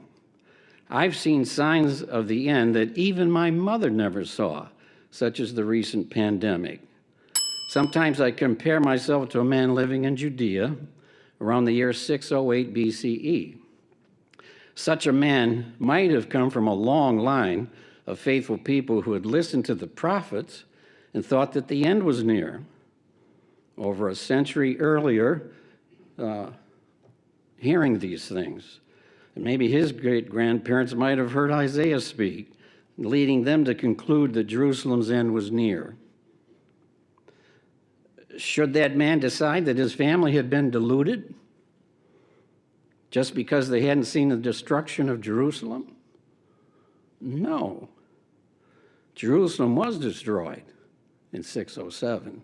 So see, he's living in 608, having these concerns. Months later, it happens. But more importantly, that man would know that his faithful family were good people who lived good lives. They loved Jehovah, and they saw the truth of Isaiah's words. God teaches us to benefit ourselves. And that's the second reason why I don't feel that I've been deluded or that my faithful family members have been. Each one who served Jehovah led a good, productive, useful life. They were not just sitting around waiting for the end. They always had projects that kept them busy in Jehovah's service, goals in personal study and preaching and helping others. So they were full of purpose and joy. I want the same kind of life. Also, I can hardly wait to tell my mother, this is touching, just how close the end was when she finally closed her eyes. I know she will want to hear all about it. See, very touching. What we've just heard are 3 terrible reasons for persisting in the Jehovah's Witness religion, despite how abusive it is and despite the failed predictions, the failed doomsday predictions. As you'll have seen on the screen there, reason number 1, there's a pandemic. As though there's never been a pandemic before in history. As though there have never been plagues. As though there have never been deadly pathogens in all of Earth's history until now. That's apparently a reason to believe not just that the world is ending, but that the world is ending according to Jehovah's Witness expectations, so that any moment now, the whole world will be terraformed, billions of people will be slaughtered, and Tony Morris and Stephen Lett and David Splain will rule over the earth, rule over an earth where everyone who's ever lived, pretty much, gets resurrected. All of this we can deduce from the existence of the coronavirus pandemic. It's a self-evidently preposterous line of reasoning. Then we have the line of reasoning that, oh, well, if you'd been living in Jerusalem in 608, a year before the destruction, we know Jerusalem wasn't destroyed, by the way, in 607 BCE. Thumbnail here to my video on 607 if Tibor is gracious. But for the sake of argument, say you'd been living in 608 BCE, the year before the destruction, and you'd come from a long line of people who'd listened to the prophets, who'd prophesied the destruction of Jerusalem, and as far as they were concerned, it still hadn't happened, but it would happen only a year later. I find it very interesting that Tony Morris is here indulging a direct comparison between the Jehovah's Witness organization and Bible prophets. Sometimes I compare myself to a man living in Judea around the year 608 BCE. Such a man might have come from a long line of faithful people who had listened to the prophets and thought that the end was near. Over a century earlier, hearing these things. And maybe his great-grandparents might have heard Isaiah speak, leading them to conclude that Jerusalem's end was near. So apparently we should think of Tony Morris and the rest of the governing body members as being prophets. That's the comparison that's being drawn here. My question would be, what does the Bible have to say regarding prophets who prophesy something and it doesn't come true? Let's go again to Deuteronomy 18, verse 20. If any prophet presumptuously speaks a word in my name that I did not command him to speak, or speaks in the name of other gods, that prophet must die. Verse 21, however, you may say in your heart, how will we know that Jehovah has not spoken the word? Verse 22, when the prophet speaks in the name of Jehovah, and the word is not fulfilled or does not come true, then Jehovah did not speak that word. The prophet spoke it presumptuously. You should not fear him. Remember, we're comparing the faithful slave, Jehovah's organization, with Bible prophets who supposedly predicted the destruction of Jerusalem by Nebuchadnezzar. I'm a bit skeptical that Bible prophets did predict this. I think that the Bible books were written much later in history than people generally give them credit for. This has been established or is being established by Bible scholars. But let's say, for the sake of argument, that prophecies about the destruction of Jerusalem were not written after the fact, that they were predicting something that would happen. Well, according to this verse in Deuteronomy, people would have every right to look upon Isaiah and Jeremiah as being legitimate prophets because they prophesied something and it happened. What's the track record for Jehovah's Witnesses? If you examine their literature going back 140 years, how many times have they predicted Armageddon? Not just vaguely as in, oh, it's just around the corner, oh, it's imminent, but on a number of occasions, they've pinned it down to a specific year or a specific period in time. Thumbnail here, if Tibor is gracious, for a video I made regarding Armageddon predictions in the organization's publications. They predicted Armageddon by the end of 1914. They predicted Armageddon for 1925. They predicted Armageddon for 1975. And the prediction I grew up with was that Armageddon would come before the generation of people old enough to observe and understand the events of 1914 died off.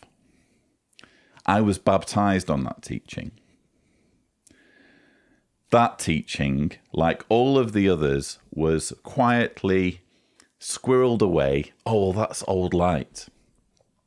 We've come up with new light now.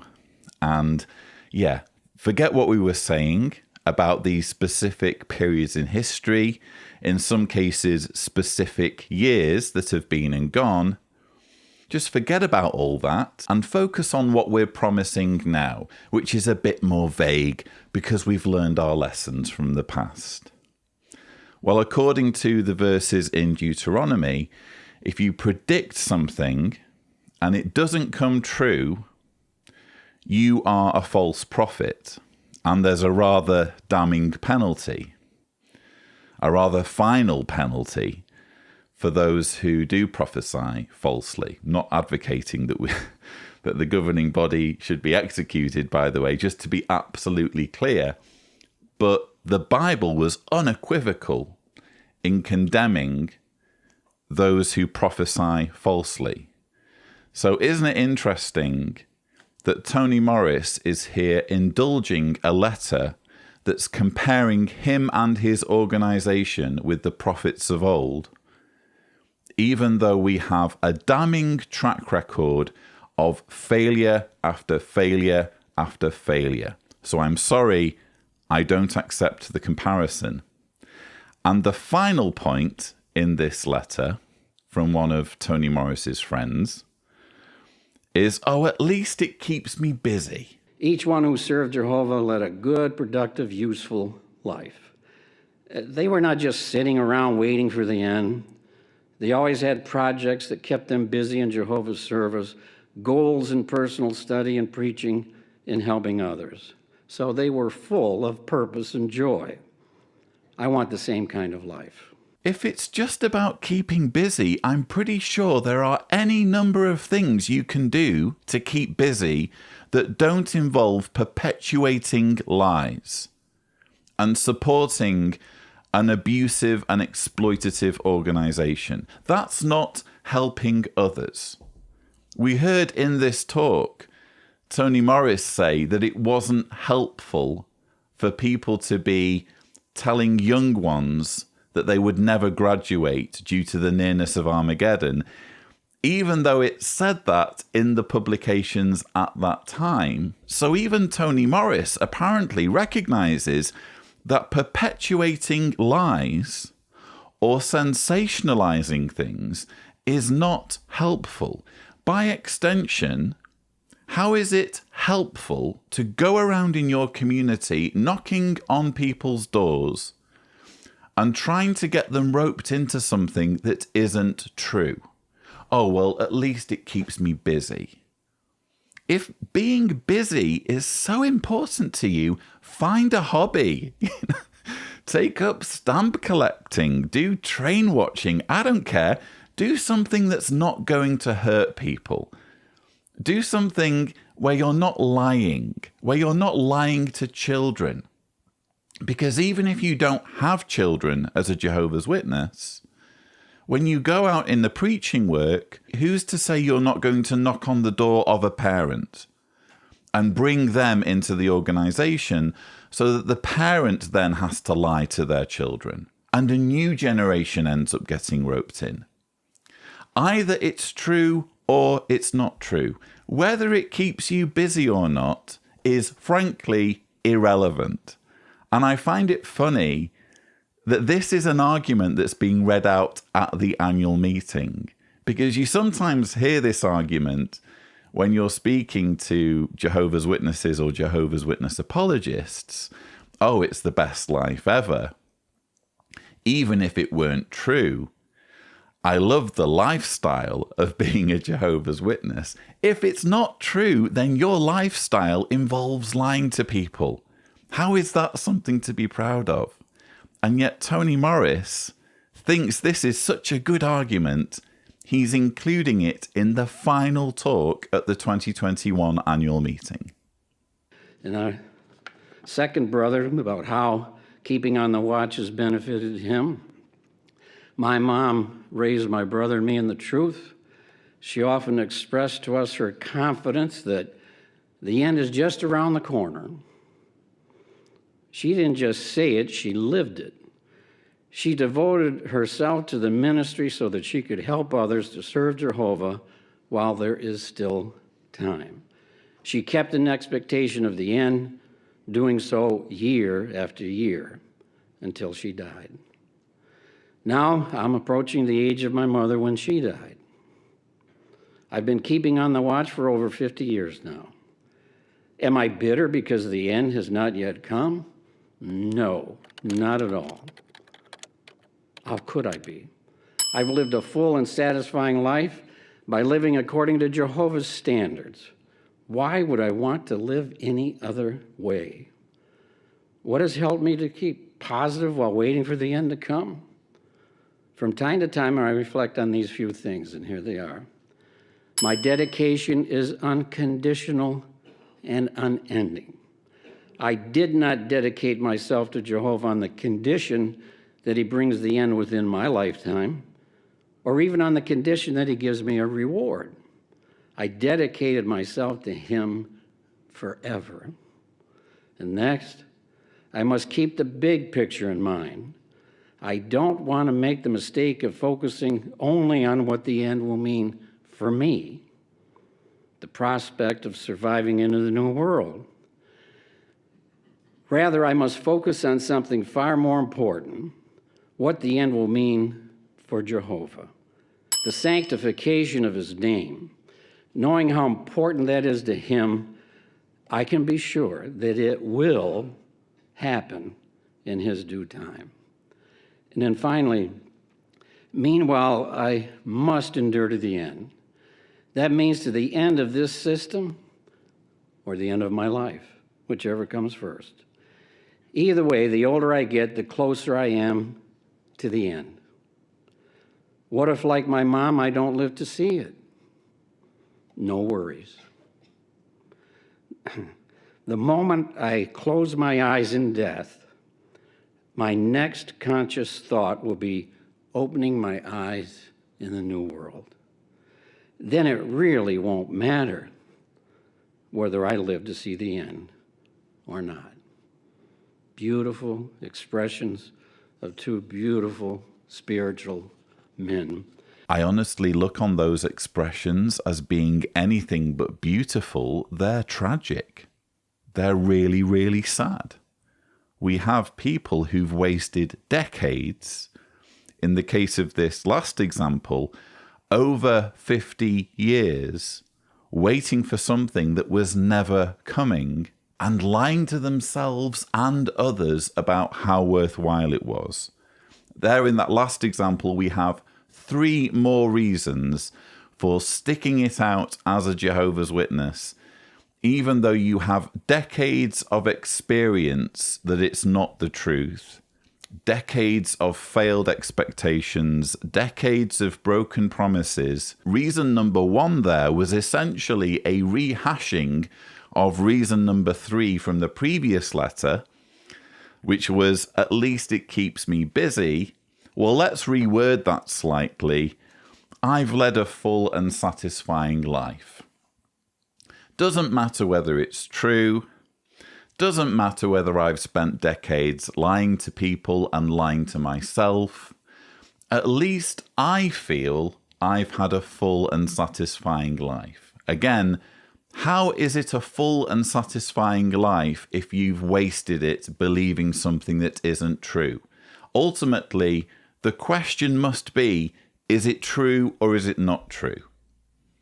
And saying things like, at least it keeps me busy, I've led a full and satisfying life, is just dancing around that central question of, yes, but is it true or not? If it's not true, then it doesn't matter whether it's keeping you busy, and it doesn't matter whether you feel you've led a full and satisfying life. You've been wasting your time, and you've been wasting the time of everyone you've been preaching to, especially those who you've duped into joining you in the cult. Second reason, I promised I'd never leave. Once I've dedicated myself on the basis of bad information, on the basis of lies, once I have been tricked into joining a doomsday cult, well, that's it. You know, my hands are tied because I made a promise.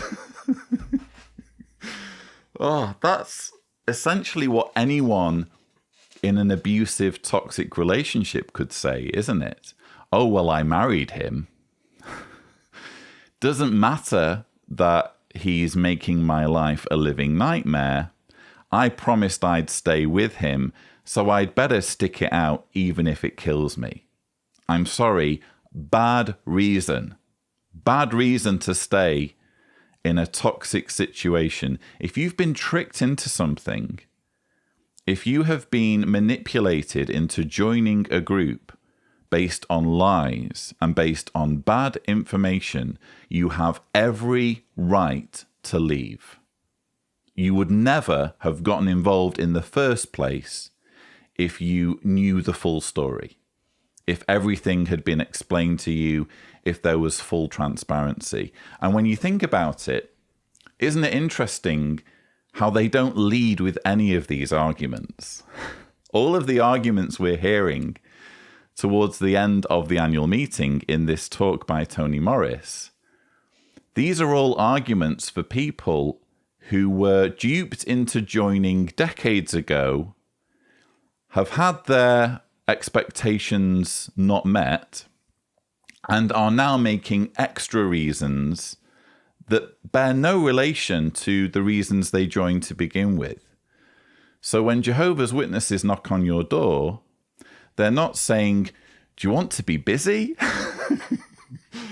Do you want to lead a full and satisfying life? They're not leading with that stuff, are they? They're leading with all the promises of global peace and security. They're leading with pandas and watermelons, and wouldn't you like to live in a paradise? None of these excuses are part of their opening pitch. And that tells you a great deal about this organization.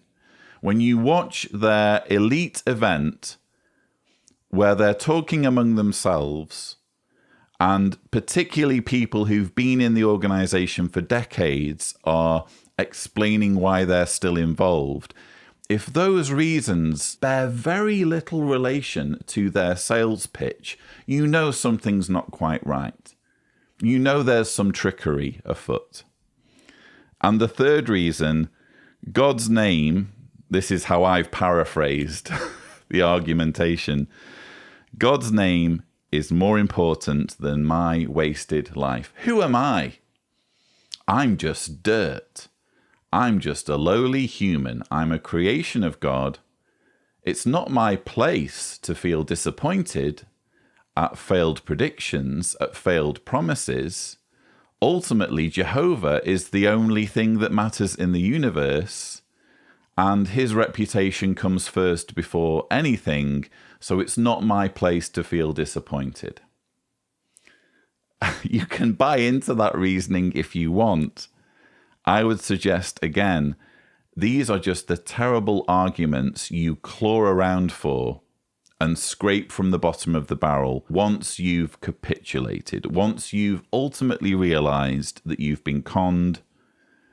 The sunk cost fallacy is well and truly kicked in, and you realize you just have to stick it out whether it's true or not. So the question to conclude, will this be the last annual meeting before the Great Tribulation? Nobody raised their hand. We don't know. But what we do know is that Jehovah and Jesus want us to keep on the watch. And it's for our own good to do so.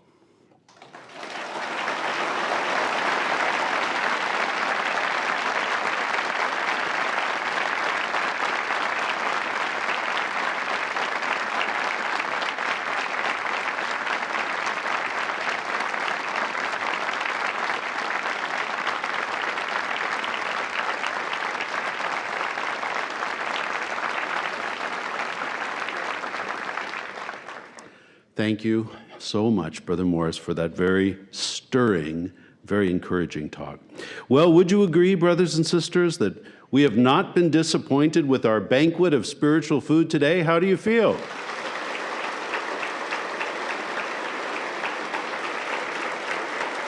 Actually, Mark Sanderson, I don't think I was disappointed. I think this was pretty much exactly what you expect in an annual meeting. Keeping Jehovah's Witnesses in a constant state of frenzy about something that's never coming. He started the annual meeting as chairman, teasing his audience about whether the date of Armageddon would be revealed. Does the governing body know when Armageddon is going to come? Yes, we do. It's going to come right on time. We've then had a banquet of spiritual food in which all sorts of preposterous claims have been made, including the claim that Jehovah's hand was involved in the organization getting planning permission for its Ramapo project. More important, Jehovah has greatly blessed the efforts to work through the planning process with the town of Ramapo. That process is now in the final stages of obtaining the necessary permits to start the large new construction project. And we've concluded with Tony Morris asking the question, will this be the last annual meeting before the Great Tribulation, and giving an answer that we all already knew. Will this be the last annual meeting before the Great Tribulation? Nobody raised their hand. We don't know. Yes, Tony, we know you don't know. That's the whole point. We know you're just making this up. We know this is all a fantasy. Those of us watching this rebuttal, I like to think the vast majority, at least, of those watching this rebuttal know that it's all a big con. It's all a big scam. But thank you for making this scam so obvious by toying with Jehovah's Witnesses over your broken promises regarding Armageddon and giving actual examples of witnesses who have wasted decades waiting for an Armageddon that's not coming. Well, the events of the past 2 years have been historic, and they truly have been unprecedented. They indicate that we are close to the outbreak of the Great Tribulation. How vital it is, brothers, that we continue to recognize Jehovah's channel for receiving spiritual food. The November 15th, 2013 issue of the Watchtower mentioned key points for elders in particular to keep in mind as we prepare to face the attack of that coalition of nations that the Bible calls Gog of Magog. Now, I'm going to quote the article. This is what it stated. This is quote. At that time, life-saving direction that we receive from Jehovah's organization may not appear practical from a human standpoint. All of us must be ready to obey any instructions we may receive, whether these appear sound from a strategic or human standpoint or not. Now is the time for any who may be putting their trust in secular education, material things, or human institutions to adjust their thinking. Very sober words that apply so well at this particular moment. So, dear brothers and sisters, do you know what time it is? There has never been a more important time to stay alert spiritually and to respond quickly to Jehovah's direction. Jehovah has led us safely to this moment. He has given us everything that we need, and we know He's going to continue to do so. Just as our 2022 year text found at Psalm 34:10 states, "Those seeking Jehovah will lack nothing good." So, dear brothers and sisters, be determined to continue to follow our leader, Jesus Christ, and the channel that He is using today.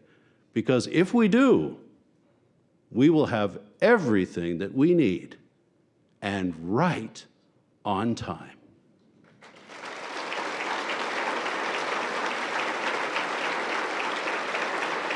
He looks pleased with himself, doesn't he, Mark Sanderson, giving those concluding comments? But I'm still picking my jaw up off the floor at how culty all of this is. We started off with Mark Sanderson introducing the annual meeting, toying with the audience over the nearness of Armageddon, fueling this doomsday hysteria that exists among Jehovah's Witnesses. We've had talk after talk that demonstrates how controlling and fear-mongering and deluded this organization is, and we're finishing with a flourish, with a reminder of the extent of control among Jehovah's Witnesses. Mark Sanderson, preparing his concluding remarks, apparently felt a burning need to go to the November 15th, 2013 Watchtower and its overtly culty message. This is what it stated. This is quote. At that time, life-saving direction that we receive from Jehovah's organization may not appear practical from a human standpoint. All of us must be ready to obey any instructions we may receive, whether these appear sound from a strategic or human standpoint or not. I think we should ask the question again. Do Jehovah's Witnesses lead with this language in their sales pitch? When they contact people in the ministry, when they knock on their doors, when they phone people during the pandemic, do they open with, wouldn't you like to join an organization where you don't get to question anything, even if you're asked to do things that may not appear practical from a human standpoint? Wouldn't you like to join that sort of organization? Or how would you like to obey any instructions you receive, whether these appear sound from a strategic or human standpoint or not? Wouldn't you like to join that club? They don't open with that, do they? It's only once you've bought into it, it's only once the sunk cost fallacy kicks in and you're already invested in terms of your time and energy that this sort of overtly culty rhetoric is able to stick. Because how would anyone in their right mind sign up to an organization that gets to tell them what to do irrespective of whether it makes sense? Which is what this is saying. And as I've said before, this sort of logic is only a hop, skip and a jump away from Jonestown. If you're able to convince your followers to obey you, even if you're telling them to do something that doesn't make sense, what's stopping you from getting them to drink Kool-Aid? What's stopping you from telling them to drink a pill? This is really, if you think about it, very dangerous rhetoric. They were saying it back in 2013, and guess what? It's in the very latest Watchtower. If we go to the February 2022 Watchtower, page 6, as the end of this system of things draws near, we need to trust in Jehovah's way of doing things as never before. Why? During the Great Tribulation, we may receive instructions that seem strange, impractical, or illogical. Of course, Jehovah will not speak to us personally. He will likely provide direction through his appointed representatives. That will hardly be the time to second-guess the direction or to view it with skepticism, wondering, is this really coming from Jehovah, or are the responsible brothers acting on their own? How will you fare during that crucial time in human history?